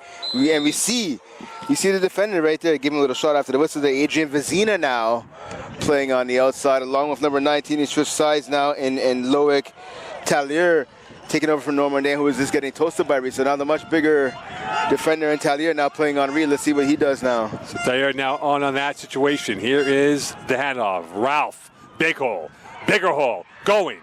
And he's brought down at the neck collar by the last line of defense, this time from Vezina, and this will bring up a first down for the Cavaliers. Yeah, Vezina with a potential touchdown-saving tackle right there, grabbing Ralph up high and making sure he corralled him and bring him down to the turf. They got a big hole made by the big boys up the middle, the centers and the guards, creating a lot of space for which Ruff took advantage of and had that big scamper right down the heart of the Shawinigan defense. And again, this is when this is when the Cavaliers, I should say, are at their best, when they're able to have that offensive balance, when they're able to make big yards and big plays off the passing game and the run game. First and 10 for the Cavaliers. Near side, Sassy, second catch, evades 1, down towards the 10. Going towards the 5, and he's forced out of bounds. And this will be a first goal for the Cavaliers as Langevin in on the tackle to keep it at 7 points for the Cavs. And looking at this Cavs offense, right on the other side, I talked about what Shawinigan did good in the first half. You look at the Cavs, right? Their game last week against Outaouais, 38-13 loss, was a season low in points with 13, and season low in yards, right? Offensively, they only had 238 yards. Obviously, the Cavs have passed that at the end of the first quarter, right? They're moving the ball, again, with the run game and the passing game. They're picking up chunk yards, and a lot of it's downfield, too, right? A lot of the blocking and a lot of the route running by the receivers. And we saw a good play right there by Sassy, break the tackle and pick up a ton of yards after the catch. Bouncing off is Ralph, first and goal, and he will be tripped up at the shoelace by Ziad Alami, and this will bring up a second goal for the Cavaliers with about 12:55 left in this third quarter. And there you go. I sound like a broken record, but there's that balance right there. It's a big play on the previous play by Sassy in the passing game, a big game right there by Ralph in the run game. And with that, the Cavaliers now in their specialty in the red zone. And they have a diverse palette of options to look at. The run game with Peterkin and Ralph. The pass catchers, Massimo Longo is now the 4th receiver to the left. Anderson, the 3rd receiver to the left. Second and goal, motion towards the right side of the attack. Here's Ralph. And Ralph stopped by a deluge of gold. And now the momentum in for 6. And the Cavaliers are up by a score of 27-14. Let that second and third and even fourth effort right there by the running back and Ralph. Looks like he was going to be stopped about a yard or two short. Kept the legs moving, kept on pushing and pushing and pushing, waiting for some old linemen to help him out. Give him a little push from behind as well. Able to fight his way to the end zone. And with the Cavaliers now up, as we said before, Brent, in the middle 8, the Cavaliers scored on both sides of the halftime talk. And now they're up by potentially 14 points in what was once a 14-14 game. Yeah, and after this, that's a kick goes through. That's pretty much a 14-point swing right there. Like talked about, right? Scoring at the end of the first half, scoring now to start the second half. The Cavaliers offense, obviously coming out of that halftime break. And now that ball just found its way over the post there. But again, the Cavaliers offense right now cooking in all cylinders, firing, I should say, in all cylinders, doing damage with the pass and the run game right down the heart of the Shawinigan defense. The Shawi offense has scored an average of 21 points per game. They're going to have to surpass that. Remember, they lost 35-28 last week. And a loss today here would probably take them out of that conversation of a top 2 home game spot. And that would put Champlain in the thick of the race for a top 2 spot. And that's exactly it. I mean, the big negative off of that loss last week to Outaouais is it dropped them into a 3-way tie for first, right, in this Division 3 with Outaouais and Victoriaville. Obviously, the Cavs have the head-to-head victory over Victoriaville, but then Outaouais has a head-to-head victory over the Cavs. So a win today would at least temporarily put the Cavs in first place by themselves and move them to 4-1. But Victoriaville right now is playing host to Llano Zier. Outaouais is playing host to Ahuntsic, so we have to see what happens in those 2 other games going on here today. Those 2 teams, Llano Zier will play Champlain here next Saturday. A slip right there by the return team for the RSEQ. And this is going to be electrical here. This is now magical towards the midfield and out of bounds. And a slip that was the initial return by Bedard ends up being a plus. And this will be a great start on the field position here for the RSEQ. And that's the target that they required on their opening drive the second half. Yeah, I'll tell you what, Shawinigan probably really needed that return. Good job by Bedard. Again, we talked about Champlain scoring at the end of the first half and scoring here to start the second. So Bedard now giving his team a little bit of electricity, excuse the pun. Good job, though. Good hustle on special teams by Emmerich Masses. Or pardon me, actually, sorry, my apologies, by number 52 for Champlain. And that's it. Mazzarillo saving what could have been a kick return touchdown. Marshall, and you talk about Kuguri. Kuguri has been plan A, B, and C. He has been a 5-star so far today against the Cavaliers defense. And here is the 5-star box office name. And he is not going to go far that time. He's brought down from the TFL by his BFF in Jeremiah Francis, who's been with him step for step in certain moments. Yeah, Jeremiah Francis again knifing right through the offensive line into the backfield. And we saw obviously the running back and Kuguri trying to take that one wide. But again, good defensive stop right there by Jeremiah Francis. It's been active. Called his name a couple of times here so far this afternoon. He had one bad play there. He learned his lesson actually. I talked about it earlier in the first half, right? He tried to take on the running back up high. He whiffed on the tackle. This time right there, Jeremiah Francis going low and making sure he brought down the running back for no gain. Second attempt from the 52. High snap, handoff. And Kagori gets around 1, not around 2, and brought down again by his shadow in Jeremiah Francis, his second consecutive TFL. And this will bring up a third and extremely long from midfield. Yeah, Mazzarello there knifed into the backfield himself. He couldn't bring down the ball carrier. Good job by Kagori of evading that tackle, but he couldn't evade the second one. And again, that's Jeremiah Francis back-to-back. Big plays for the rookie defender there. First play was for no gain. His second one now is for a loss. So 3rd and 13 now facing the Electrics offense. And now money down here. Damas has been the target man number 4. He's got the catching radius. Will he be the man for Marchand on this 3rd and 13? Here's a crosser. Champlain set up for this time, and this will go out of bounds at the 48-yard line and caught by number 23 in Damas, who had a 3rd down conversion for a 1st down that got the last touchdown for Shawinigan. Yeah, so the Cavs defenders right there, not able to make a tackle, but what they did is they forced Damas to have to take the ball up the sideline. He went out of bounds. So again, if I want to say maybe about 7, yeah. 7. And brings up a 4th and 6 from the 48. So perhaps gambling time here. I personally, I think it's a little too early to do that. I mean, yes, the Cavaliers offense has been shining the last couple times they've had the ball, but you got to play the field position game. You're down by 2 touchdowns. It's still early in the second half. Blitz. Marchand. Open. Caught to the 35. Flagging the play. And this might be OPI or illegal contact from the offense. I'm thinking it might be, there's a bit of a screen there at the top of that route. A deep screen. Yeah, I think it's going to be OPI. Let's see what the call is here. Again, I was saying if I was Shawinigan, I would have just punted the ball because you have the ball in midfield, you punt the ball, you pin. Ideally, if it's a good punt, you pin your opponents in Champlain back inside the 10-yard line. And by the way, Champlain's pointing the arrows. They're going to move them back. So now you have to imagine there's going to be a punt here. Because if they decline a penalty, obviously it's going to be a 1st down for Shawinigan. So OPI, and unfortunately for the Shawi office, not much joy on that play. Yeah, and this will decline them back towards the fourth down again. So punt return coming on for the Cavaliers. And this is the right call here, 4th and 16, right? Again, the ball's still around midfield. You get off a decent punt, and if your coverage does its job, you're ideally now, it's maybe not the 10, but you're pinning your opponents down perhaps inside their own 20-yard line. And you have to imagine that Champlain is going to go punt safe. By the way, they've been gambling here on a 4th and 16 for the RSEQ. And by the formation of the Cavaliers, they don't have not many guys on the line, as punt safe might be the call for them. High, chopper, Grimard on the run to the 40, 45. And a gold rush coming at him on that tackle at the 46-yard line.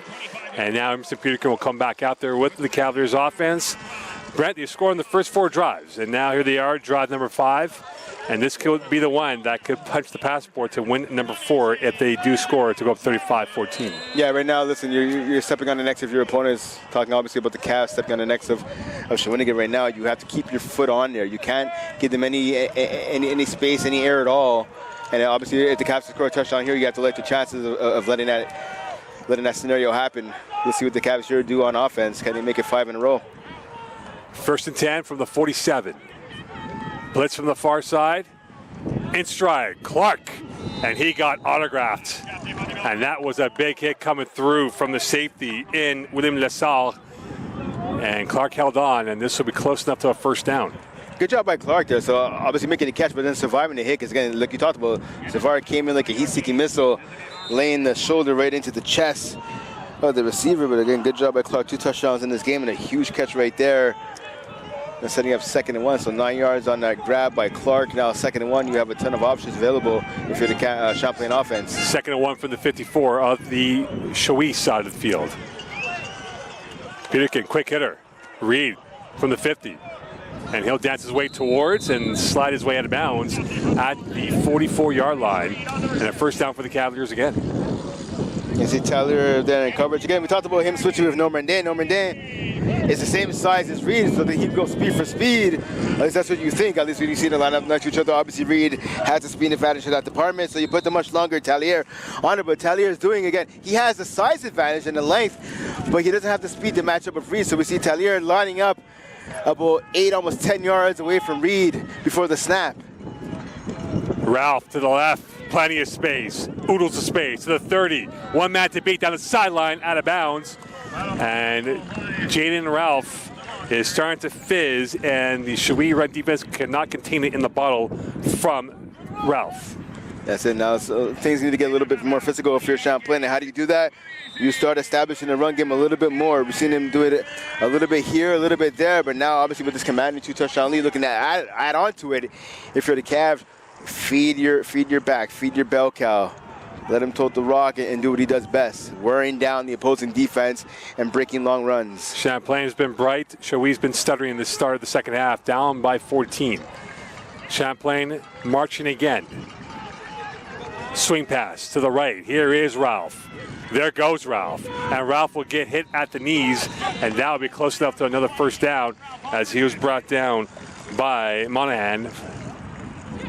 And a 1st down confirmed. Yeah, pick up about 13 yards right there. So obviously that's going to fall under the category of a pass, but that's basically a long run right there. A little swing pass right there to the backfield to your running back.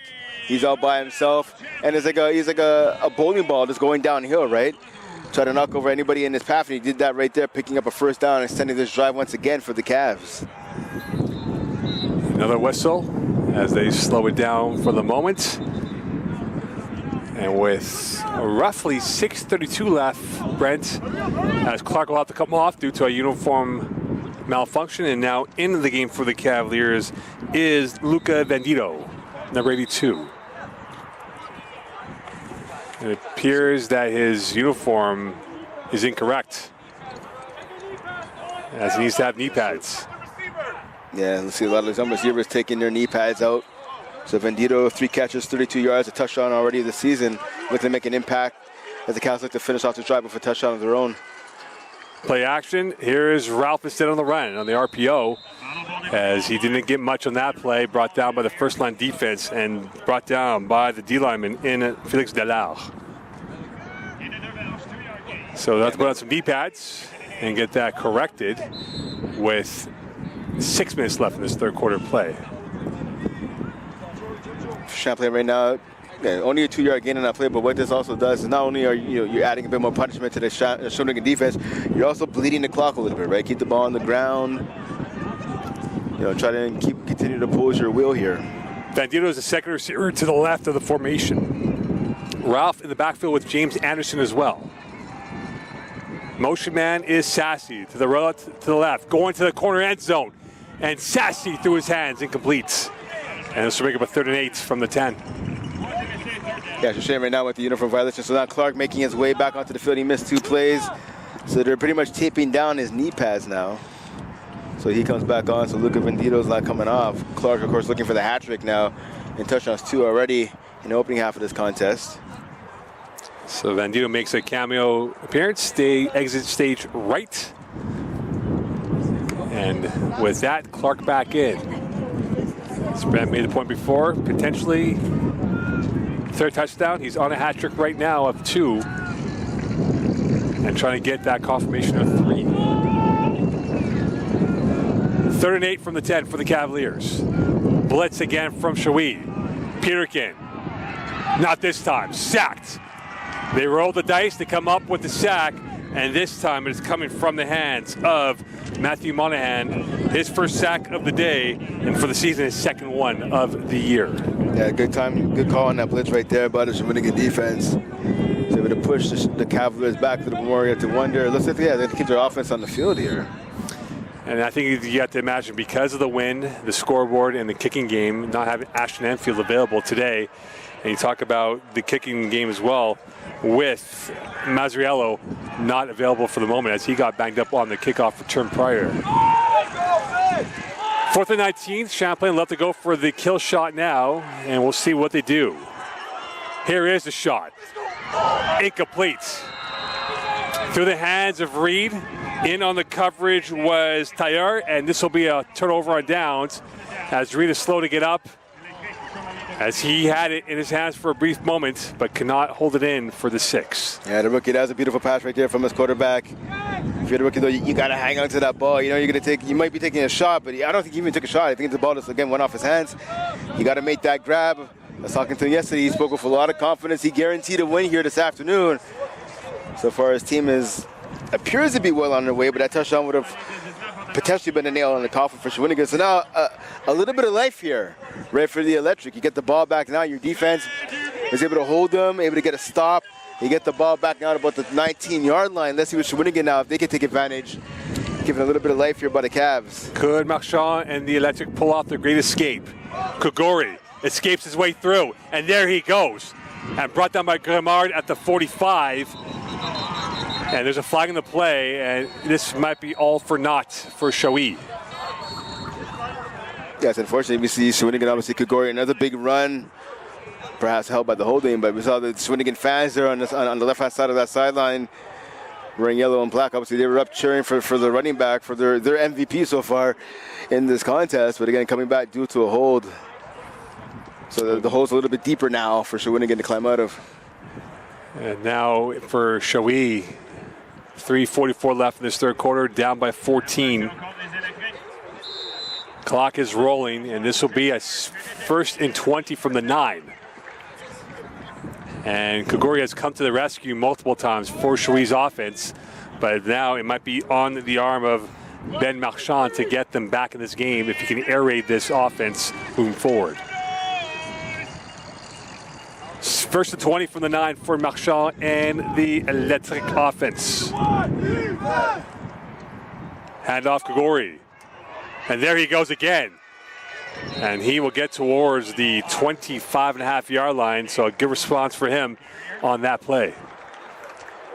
That's a big run right there by Kogori. And again, with 17-yard gain, the important thing about that as well is, right, is now you're setting up 2nd and 3, but also you get the ball out of the shadow of your own end zone, because you have to imagine, right, if you would have got stuffed there for a loss, and the 3rd down would have done nothing, Imagine then Shawinigan's thinking about taking a safety here. Kuguri continuing his trot. 2nd and 5 from the 26. Champlain the blitz. Play action, middle, and incomplete. And the intended target was Demarche, who's been wonderful so far. In on the coverage for the Cavaliers was Yann Lucier, and this will bring up a 3rd and 5. Okay, Yann Lucier right in the back pocket of the receiver, able to jump up. Perfect timing right there. Made sure he didn't draw a flag. But if I'm Shawinigan, I don't know about that call. Listen, I understand, you might want to catch the defense by surprise, but they know you're running the ball, and if the Cavaliers can't really stop it, why would you go away from that? You need 3 yards. I mean, yeah, now you set up 3rd and 5 actually now, so it wasn't 3rd and 3. 3rd and 5. I don't know. I would have kept the ball on the ground on 2nd and 3rd down now here as well. Let's see what they do. You have to imagine this is 4-down territory by the way they've been rolling the dice so far today. 3rd down, handoff, Grigori left side. And he will apply the pistons to his legs, and he'll have enough for a 1st down. Yeah, again, just make it simple.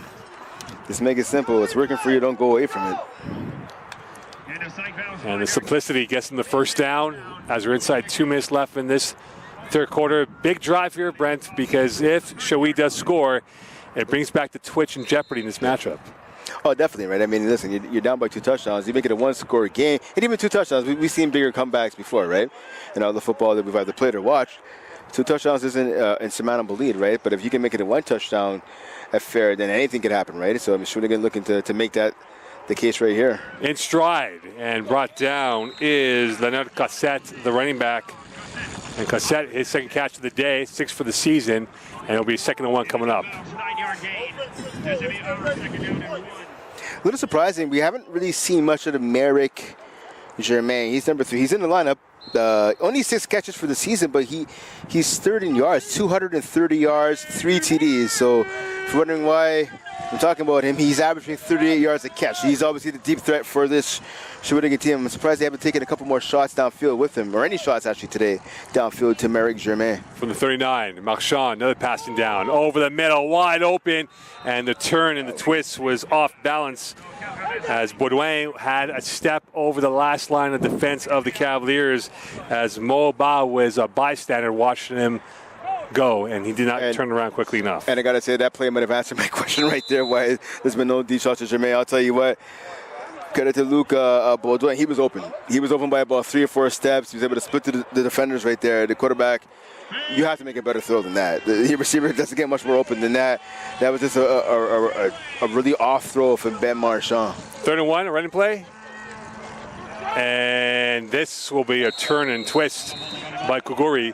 So they had to play to burn on the deep shot on the 3rd and 1, and now on the 2nd and 1, that became 3rd and 1. Now 1st down for the Electric. Yep. You just hear the collision right there all the way in our broadcast there. You can hear the thud. Shoulder pads on shoulder pads, helmet on helmet. Makes me glad I retired a long time ago.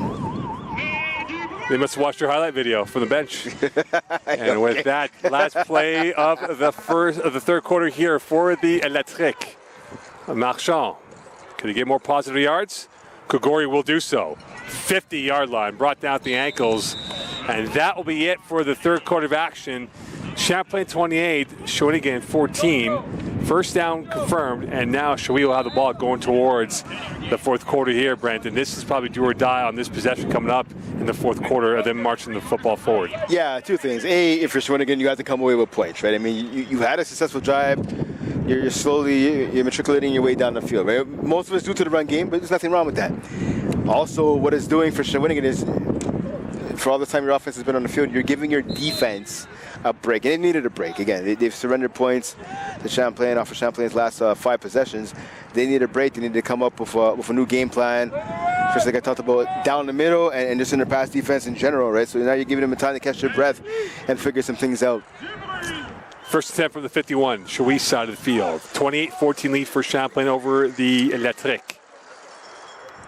Marchand, another passing down, going to the wide side. That's a pop-up, incomplete. Trying to one-hand that was Cassette in on the coverage. Flagging the play was Lucier. And this is now a testing moment here. Who this penalty will be against? And from the looks of it, it's going against Shawinigan. Let's see what the call is here. So Shawinigan will be penalized on that. So with that, their offense gets a little skewed on this possession as they're moved back towards the 36-yard line. Loss of 15. Yeah, it's undisciplined penalty right there by Shawinigan. Again, like I talked about, you were having some positive momentum during this drive, but the 15-yard penalty did not miss a second in forever against your offense. Second in Shawinigan at this point. High snap, Grigori. Makes it much more manageable. Helmet on the field. Grigori brought down, and you would have to imagine he'll spend some time in the ice bath tomorrow morning. Maybe even tonight, to be honest with you, the way he's been carrying the rock here. Like I've been saying plenty of times in this contest, he has been the MVP of this team here. I feel like no matter what happens in this game, you have to like what he's going forward again with this run game that they have. Talked about last week in their win over Victoriaville, they struggled to run the rock. They had less than 100 yards rushing. Grigori in and of himself has already surpassed that total, I believe, in the first half. Giuseppe Pugliano in for Rhino Jello. And now with a lead of 14, it'll be 13-18. Again, 2 down territory perhaps for Marchand and Shawie's offense.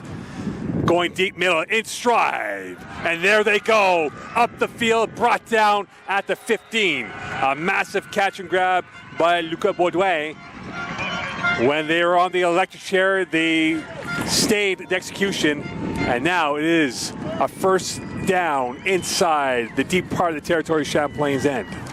Yeah, a bit of a strike down the middle of the field. Where was that earlier? Again, we talked about one of the receivers there for, pardon me, for Shawinigan. He was open on that pretty much the same route.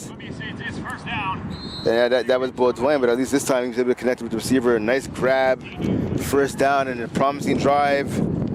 Gets a little extra time now for Shawinigan. It was 2nd and 25, and now in 2 blinks of the eye, they're at the 13-yard line of the Cavaliers field. 1st and 10. A test of fiber for the Cavaliers, up by 14, motioning towards the left side for the offense. Here is Marchand, here is the handoff, and here is Grigori going towards the 5 and brought down by Jeremiah Francis. And there's a flag as well. And this might be going against Champlain. No, I think it's actually going against Shawinigan here. There was a Champlain player, defender, who was kind of thrown down to the turf well after the play had ended. And I believe the penalty might be going on Leonard Cassette. Oh, you're absolutely right, Brent. Your eyes have not failed you. I'm not sure who the Cavaliers defender was, but I saw someone wearing gray and black, was just kind of shoved down, almost back where the, well into the end zone there. And as well after the play had ended. And I saw number 8 jogging away from the back of the end zone. So 2nd and 17 from the 20-yard line. Champlain on their heels a little bit. Shawinigan in 4-down territory. They cannot come up with field goals. They have to come up with touchdowns. Rolling out, plenty of time. Marchand, crosser. This has been their play. Mouse now towards the line of scrimmage, towards the first down and more. Touchdown, Shawinigan. Flagging the play, though. This might be holding, actually, I think. Again, yeah, it's holding against Shawinigan. So, unfortunately, in a moment of glory for Thibaut Demarche, ends up being a heart and mouth situation as they'll be moving back. And again, that's just lack of discipline by Shawinigan. They've had several big plays. Not this one we saw right here. Several big plays in this game called back because of holding penalties. And that's just, it's a lack of focus, it's a lack of attention to detail, and it's been plaguing Shawinigan all afternoon. With that, 2nd and 30 from the 27-yard line. But they're used to it, though. They were down 2nd to 25, and they got a big 50-yard catch. So, familiar territory. Could they get a familiar result at the 30-yard line? It is 2nd and 27, under 12 left in this 4th quarter play. For Ben Marchand, he started to find his throwing stride. Demarche has been his go-to guy, and we'll see now who will be the one to be called upon. Going to the far side, and incomplete. Demarche was the guy, and unfortunately for him, did not come up with the goods. Yeah, that pass is a little off target. Again, coverage there by the defender on a much bigger Demarche right there. It's now third long, 3rd and 27. I mean, I was going to say there's not too many plays you have in the playbook for 3rd and 27, but as we saw earlier on the drive, like you talked about, right? Shawinigan converting on 2nd and 25. And the RSEQ will need to get the Hydro going in full power mode. Down by 14 with a 3rd and 27 come up. Marchand, 4-pack to his right, blitz from the middle. Marchand going to the right side, up in the air. That is caught. Touchdown, Shawinigan. From a moment to spare, Lucas Baudouin comes up with the finish. And now this game back in full balance, down by 7. Yeah, I'm not sure what the defender, their number 9, Zachary Carmel, he was in perfect positions right behind the receiver. And the ball hung in the air long enough. I thought he'd be able to jump up and get an arm in the way to bat down the ball, but hey, good concentration there by Baudouin, making the grab and then able to pull the defender, into the end zone for the TD. The tension broken by Shawinigan. They're down by potentially 7, pending the extra point for the RSEQ. And here's Normandin, the biggest point of the day as Alama is going off, and now they get the right number out. The hold, the kick is good. And all of a sudden, Shawinigan making this a game as they come to the rescue once more. And the depths of despair, they are smelling nicely now with them down by 7. Yeah, and that's it. Listen, I mean, they're able to march down the field. They made plays when they had to get it. There was 2nd and 25. There was 3rd and 27. And I talked about the Shawinigan pass defense, right? What about the Cavs right here? I mean, you're giving up 2 gigantic plays on this drive alone that allowed your opponents to get into the end zone and creep a little closer. This game, obviously, again, Champlain right now up 28-21, but this game is far from over.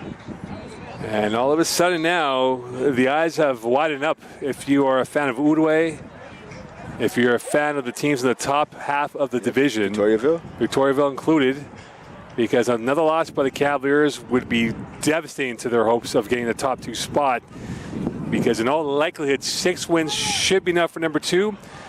If you get 7, you will definitely be the number 1 seed, but right now the Cavaliers holding on to a 7-point lead, trying to get win number 4.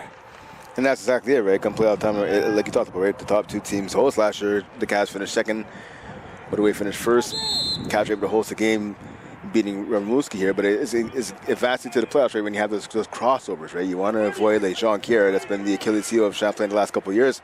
The higher you finish here in Division 3 in this division, better chances you have of avoiding them. Let's see what Massimo Longo can do. Quiet so far.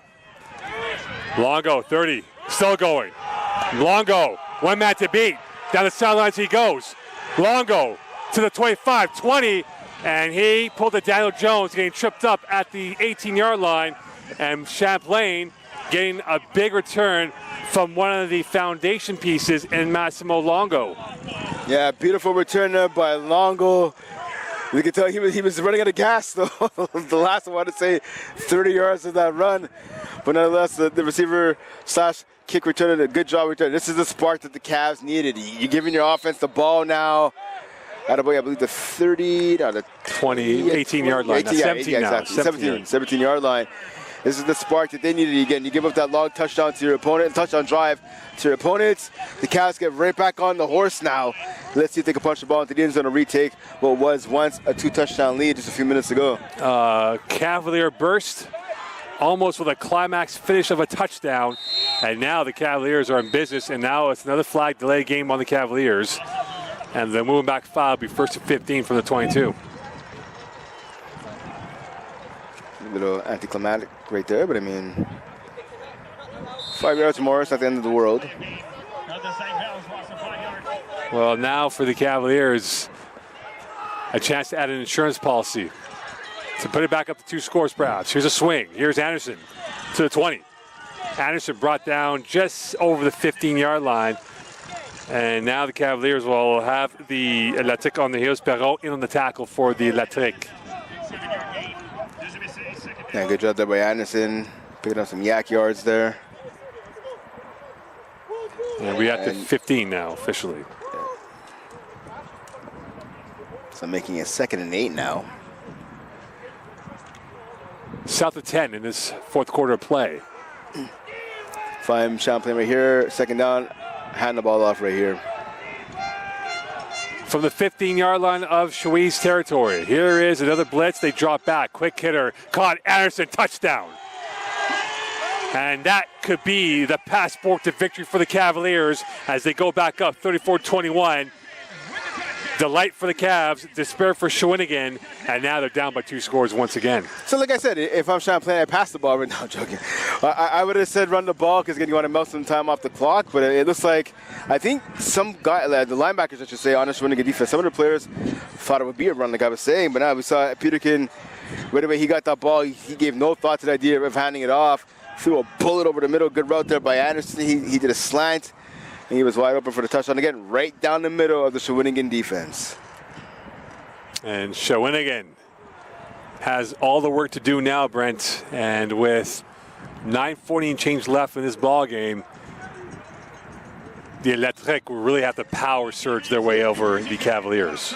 They're going to have to call on the power of the dam there in Shawinigan and do whatever they can. They're going to need to find something to come back. Again, they had a good offensive drive, right? Good touchdown on their last drive. But don't forget, that took a lot of time off the clock, right? And so, again, a lot of the run game.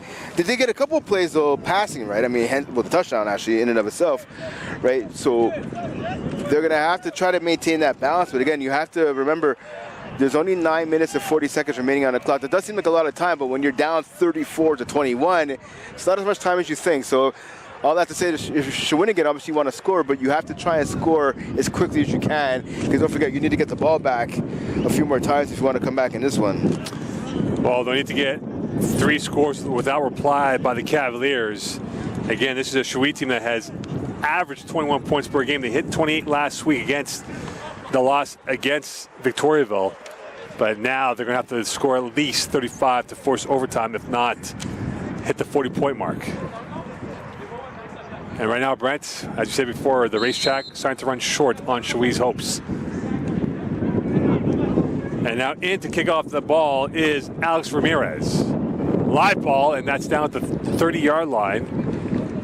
And the question now for the Champlain's defense, there is a flag on the play as well, so this is going to move him back here. So they're going to redo the kick offside of the Cavaliers. So they'll do the kick and push him back 5, which could be beneficial by the way the wind's really become a howler on the field. Again, like I said, if you're Shawinigan right now, you make the Cavs re-kick. Again, we talked about it earlier in the game, right? You want to make those guys who are coming down the gunners on special teams, you want to make them have to run the length of the field again, or at least half the length of the field. Make them do it again. And again, with the wind, I mean, perhaps the ball doesn't come out, because we saw on that kick, right? The kick didn't go all that far, the kickoff, right? The wind got a hold of that one. So if you're Shawinigan, pardon me, you know, but hey, let's see if the wind can get a hold of it, make it fall a couple yards short. Maybe we get a good return. Smart decision right here by Shawinigan. So this will be at the 40-yard line, and with 9:40 left in this ball game, second time the Cavaliers have gone offside on a kickoff. And for Ramirez, hoping to have a redo and kicking this ball deeper in the geography territory of the Shawinigan end of the field. A line drive. This is a hook shot. The golf club taken out on the 9-iron, and that's brought down to 45. And again, so now they have the ball at their 45-yard line. Yeah, it's about a gain of 15. Yeah, exactly. There you go, right? So the game of risk, they come up with the big one over there, gain of 15, which could prove beneficial in their trek now to get this down by 7 once more. Champlain, they build up a crescendo, hoping to come up with win number 4. And for Ramirez, he might have to pick the right golf club next time on the next kickoff, as he has. Down to the 3rd kicker of the season. 1st and 10 from the 45. Clock is leaking towards 9 minutes left in this 4th quarter play. Kogori bouncing off. Still going strong. And there he goes. 5th gear on and brought down to 50 of the Champlain territory. Grimard in on the tackle, and right now the front 4 Champlain has been manhandled by the front 5 Shawinigan. So I agree with you that they've been manhandled, but I will say there was penetration in the backfield by the Cavs.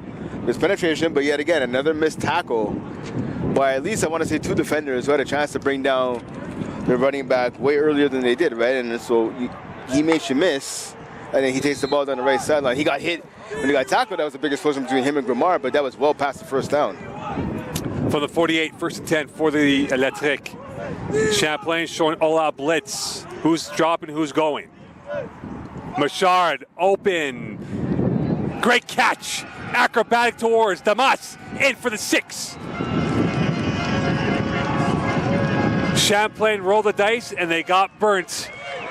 Damas in for the touchdown. 48-yard scamper. And this ding-dong game adds another twist in the storyline as the Cavaliers are down or up by 8, pending the extra point. Yeah, that's his man coverage right there. Good job by Damas. He's able to beat the defender, beating cleanly for the catch again, and that's just the size that he has. Right, the quarterback is basically throwing up jump balls to his receivers, but instead of usually seeing him, in the corner in the end zone or when you're in the red zone, right? He's just doing it pretty much all over the field. He's just throwing it up there and letting his receivers jump up and make a play, and that's what Damas did right there. Kick is good. And now with this being a 7-point game, 8:25 left. Still plenty of time, but again, both defenses have been sleeping at the wheel when it comes to their attendance on the football field. Yeah, unfortunately, we see the defender there in coverage was Jan Lucier there. Tried his best.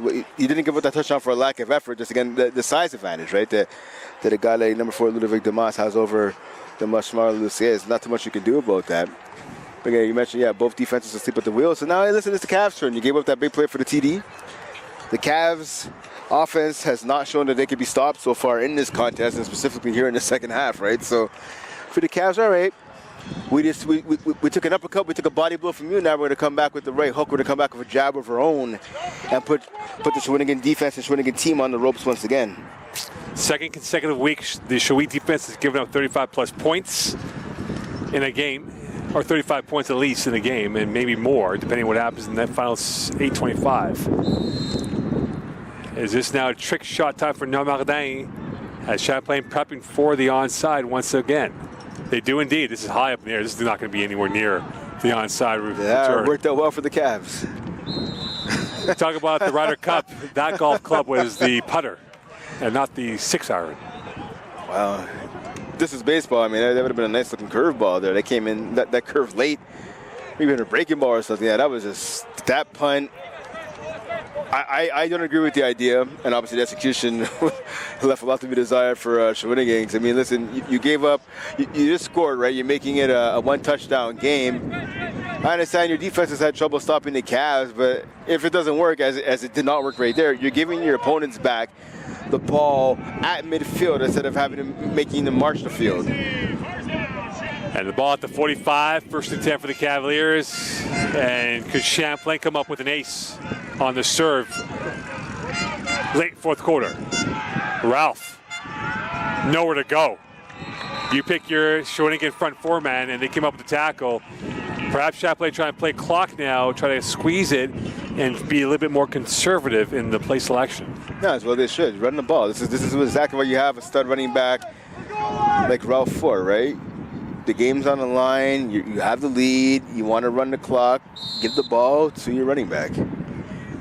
Clock is leaking. Second and 11, a loss of 1 from the 46. Quite the different emotions on the Shawinigan side compared to the Champlain side, full of angst.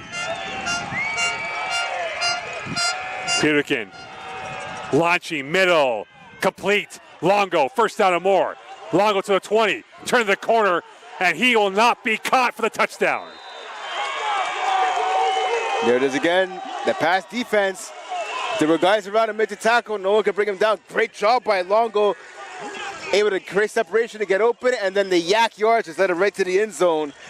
And again, it's like the Cavs, they may give up a little bit here, a little bit there, but then they come back, they answer back, and you stick the knife a little deeper into the hearts of Shawinigan. Good news for the Cavs, they're up by 2 scores, but the bad news for them is that there's still 7:15 left. So a chance now for Shawi to come up with a Pete Sampras service ace. More of an Andre Agassi guy myself, but fair enough. I see more of a Michael Chang. Hey, underrated, my friend. They call me the Roger Federer in these parts of the. In your own mind, yeah, maybe. And right now, Longo with a Roger Federer-like finish, smooth and serene, composed. And the Cavaliers are back up by 14. When they think they're close, they're pushed back again. The Shawi offense. And they were punished for their lack of creativity on the onside kick, because two plays later, Champlain's back up by 14. And that's exactly it. Like I was saying right after it happened, I mean, what are you doing? Like, honestly, again, Shawinigan has proven that they can put points on the board, but they've also shown they can't stop the Cavaliers from putting points on the board. If you're telling me we're going to give Champlain 50 yards to score a touchdown, or make them go between 65 to 70 yards or 75 yards to score a touchdown, I'm going to choose the latter all the time, right? And a decision to go for an onside kick when your kicking game hasn't really been working, it hasn't worked all day, A. B, you're kicking into the wind. It doesn't make any sense if you're Shawinigan. And Ramirez might have to have someone to hold that football, and he will need someone to hold that football. Champlain has been ruthless on offense, clinical. Shawi started to become more clinical, but it might be a little too late with them down by 2 scores.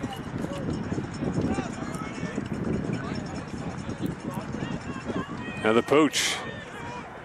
Live ball, and going down right away is the returner for the Atletic and Triantopoulos, as this will be a 1st and 10 from the 43. So after the Cavs again, you want to try to take away anything deep. You want to make Shawinigan, even if they score, you want to make them, you're trying to hold them, trying to make sure they don't, but even if they do, you want to make them march the field. You want to have them set up for dink and dunks, 5-yard outs, hooks over the middle, stuff like that. You don't want to give up anything deep if you're Champlain. Gregori's been the bell cow, but they might have to diversify the palette here. Damas has been big for them, as has been Damas, and now it's a 1st and 10. Caught 1st down and more, and brought down is Baudouin, as there was about 3 charcoal uniforms lurking with intent, and we 1st and 10 for the Electric. Yeah, good job by Baudouin, able to get up. I thought he was going to have to miss a play after this. He got slammed on hard on the left shoulder, right into the turf. Good toughness there by Baudouin. And this will be at the 53-yard line of the Electric side. 6:20 left in this ball game.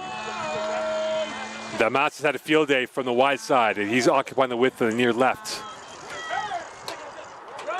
Hand off, Gregori, plenty of space, oceans of space, lovely footwork, going towards the 40, brought down to the 37-yard line.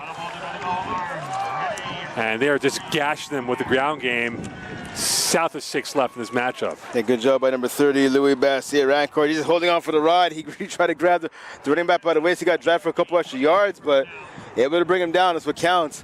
But again, a big run there by Gregori, adding to his total. I have to imagine he's closing in maybe on perhaps 200 yards rushing in this contest. Well, Laurent's not far away from here, so he can go for it right afterwards. Marchand firing a pass, and that is caught. Damas tattooed at the 18. And you think about those floaters, Brent, it feels like the Cavs can't track it as well compared to Shawi, who have been phenomenal with those 50-50 balls. Well, that's it. And again, like I talked about earlier on the last drive, right? Especially for that touchdown, Ludovic Damas, I'm pretty sure he's the tallest guy in the field. Maybe there might be an O lineman or D lineman taller than him, but that's about it. He's the tallest guy over the field. He has the advantage on a much shorter secondary for Champlain, with the exception, of course, of Camden, Jeremiah Francis. So the quarterback's just throwing those jump balls up in the air and letting his receivers come down with it. The run up the middle. And Kuguri holding off for dear life as he's brought down by a plethora of Cavalier defenders, as there's now 4:42 left in this ball game. But again, Shawi's knocking the door in the Champlain territory. Exactly. Again, it's a good drive right here by Shawinigan. But I almost want to say it doesn't matter what they do here offensively. It's what can they do when they get back on defense. But obviously Shawinigan wants to make this game a little closer. Let's see if they can do it. Into the corner end zone. Damas there, 50-50, almost had that.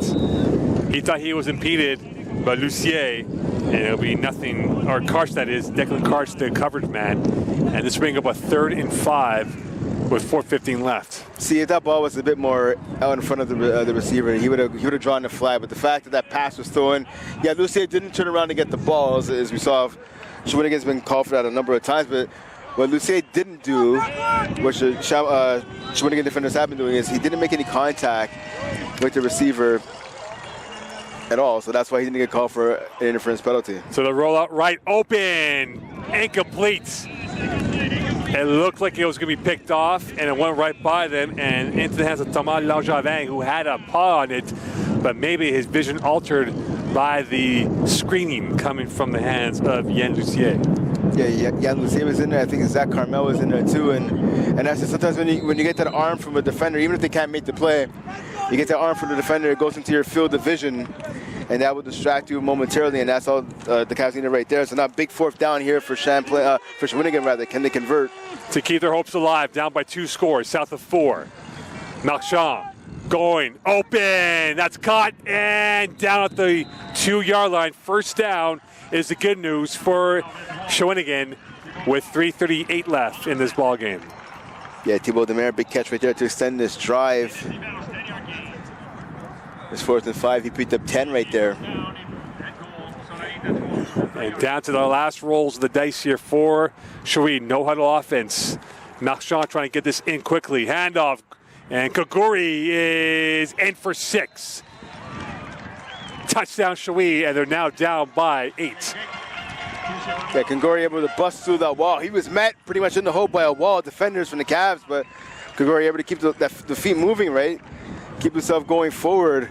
I thought he might have been stopped, but obviously the officials have a better view than I do right there on the field. So good touchdown run by Kaguri. So now, yeah, 3:14 remaining. It's a 42-34 lead right now. Obviously, it depends what happens here on the extra point. But again, like I said, Shawinigan able to score, but now it matters what can they do on defense. Can they finally get a stop here? The same can be applied for Champlain's defense. Yep. Cannot get to Marchand at all. Very true. And now all eyes on Champlain. Are they going to run the 3-minute offense? They've scored very quick, Brent. Now there was a sustained drive in the first drive, but these have been quick-hitting drives, fun and gun offense. And now this will bring on the Cavaliers, and the question remains for Shawinigan is, will they go for the pooch kick again? Or will they try to go for the onside with 3:14 left, because their offense cannot be stopped, whether they're pinned at their own 10 or they start their own 50. I mean, again, I wouldn't do it. I definitely wouldn't do it. We saw what happened last time, right? I mean, last time, even the time before that, they tried it. They should have learned that lesson the first time around.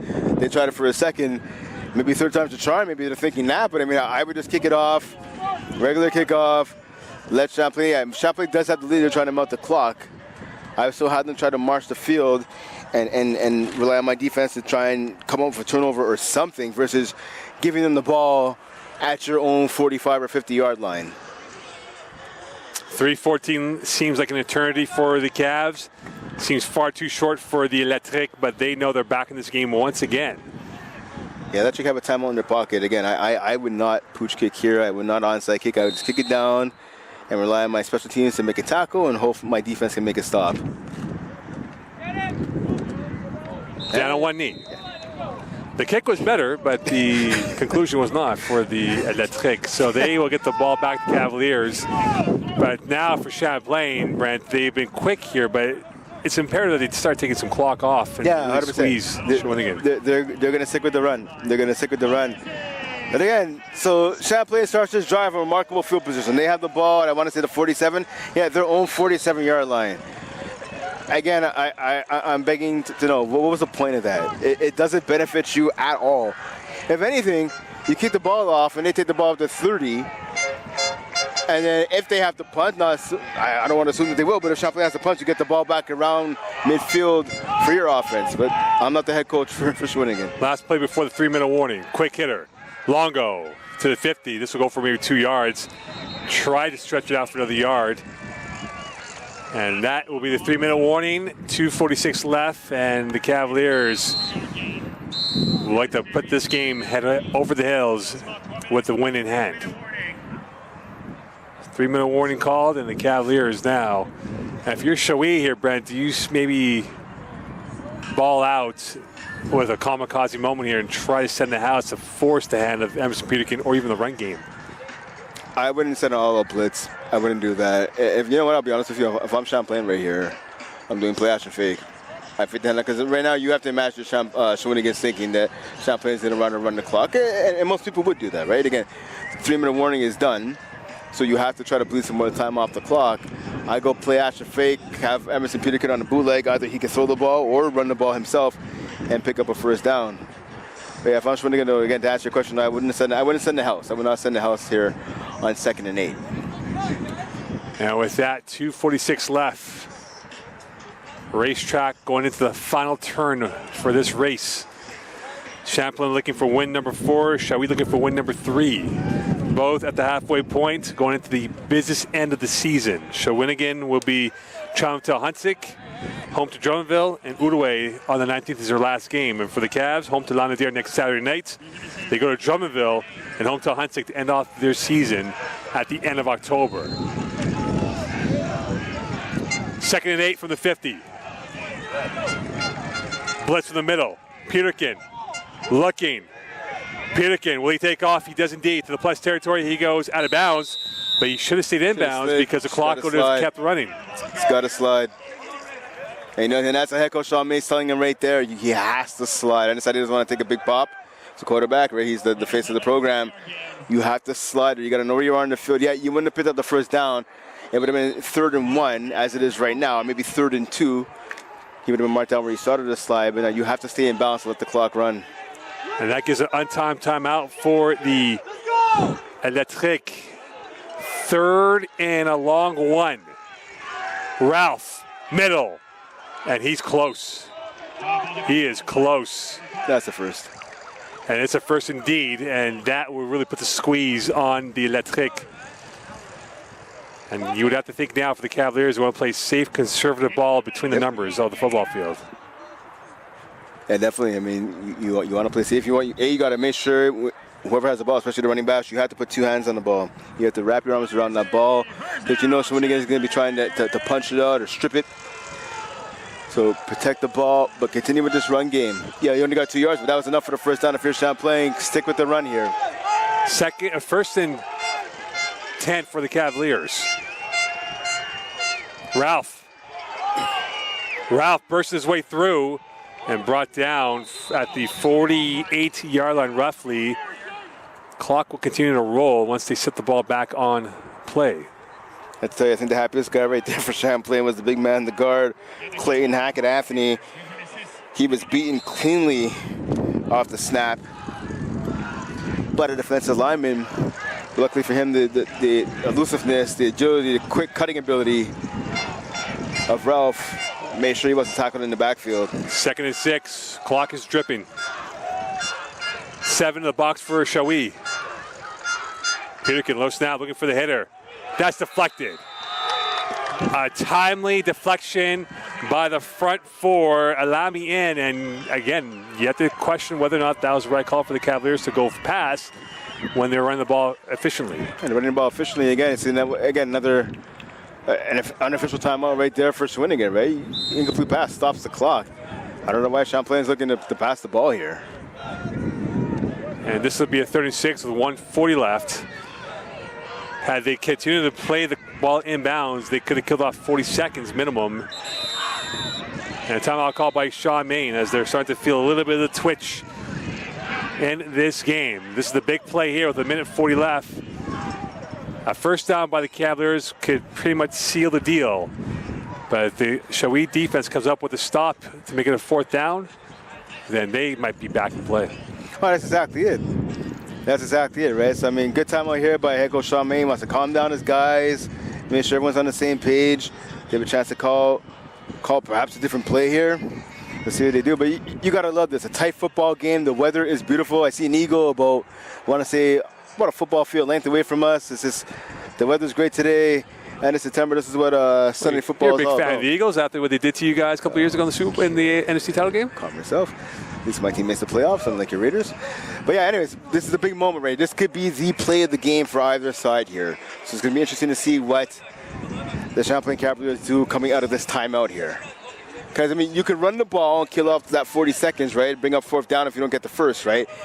Which then makes it a minute left. You punt the ball. You have a couple more seconds to tick off the clock. Or the Champlain do what they did on second. Do they go back to the pass and risk the potential of having another incompletion? And that would run off maybe 7 at the most 10 seconds off the clock. I personally would run the ball here, but let's see what Champlain does. 3rd and 6 from the 47. Passing play for the Cavaliers.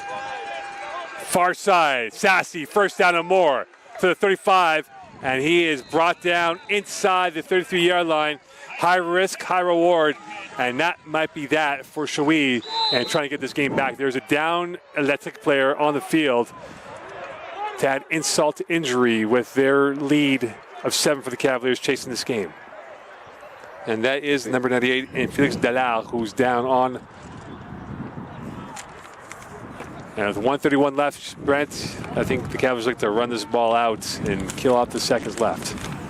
Yeah, that seems to be the game plan right here. Delaire went tackle so far on the season, the big man 98. Yeah, he's able to get off the field with his own power, but yeah, he has a definite limp, as you can see right now. But yeah, a big call right there on 3rd and 6, right? The pass.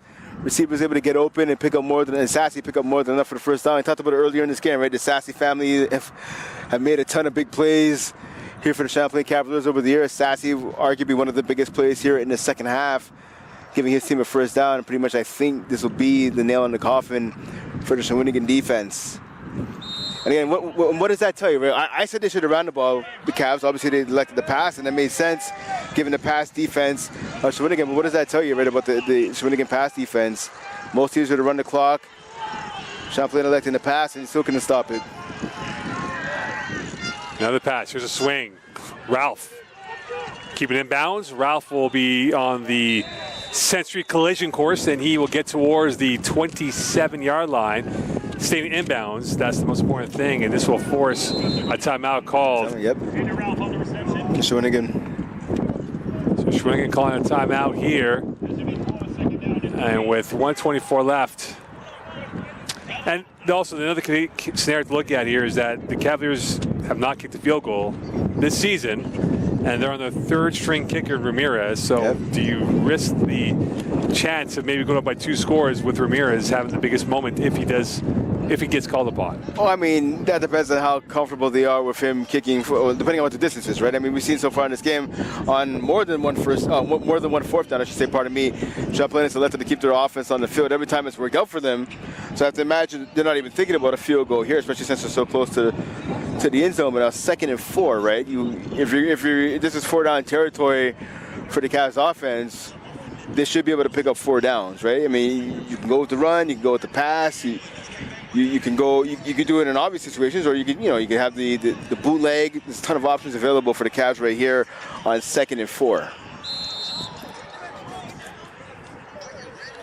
And now with this approaching rapidly towards a minute left of this game, the Cavaliers are 4 yards away from potentially locking this game up for win number 4.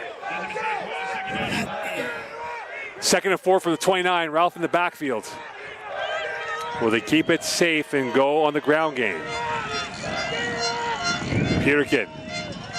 Quick hitter. Longo. First down and more at the 19-yard line, and that should be enough for a first down as Massimo Longo has made his introduction to the Shui defense in the second half. And that's it. Big play there for Longo. He's made a ton of them so far this season for Champlain, the leading receiver, leading the team coming into this game in yards, leading them in touchdowns, leading them in receptions as well. And Max Josselin telling Emerson Peterkin to look at the clock before snapping the ball left, as we approach a minute left in this ball game. Ralph backing his way through, and he was clobbered by Click on the tackle with 57.8 left in this ball game. And by the calculations, Brent, with the timeout called by Shawinigan, if the Cavs keep it on the ground game, they could essentially kill off the game now with the 20-second clock here. So Shawinigan down to the last roll of the dice on defense. If you're Shawinigan, you're definitely proud of yourself by the fact that even though in all likelihood, the probability is that this is going to be loss number 3. You've sent the warning shot to whoever the crossover team you will face in the playoffs if they do qualify, that they're going to make a run of it as maybe a 3 seed, if not 4 seed. That's exactly. Listen, this Shawinigan team is not to be trifled with. You know what I mean? Like they have some weapons at receiver. They have size at receivers we've seen here all afternoon. And with that running back with Kokori, he has proven that he can be the lead back. He can be the bell cow for this offense. If they're able to just tighten things up defensively, especially again in their pass defense, they're going to be okay. I mean, we've seen the quarterback has Ben Marchand been fantastic here this afternoon. No, but when he's had to make a big play, specifically here in the second half, when he's had to make a big-time throw, he has done that. I've been impressed with what I've seen out of him in the second half, right? This offense is okay. They can put up points. It's just their defense is holding them back. If they can tighten that up, watch out come playoff time. Ralph to the right, to the 10, to the 5, and he'll be forced out of bounds. But will that be enough for a first down?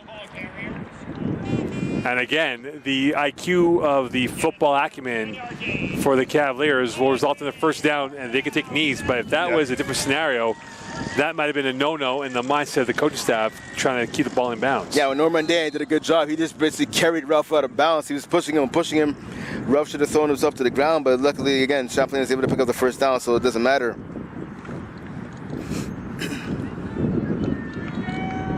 51 seconds left for win number 4 for the Cavaliers. Peterkin, Ralph, middle. And he'll be brought down just over the 5-yard line.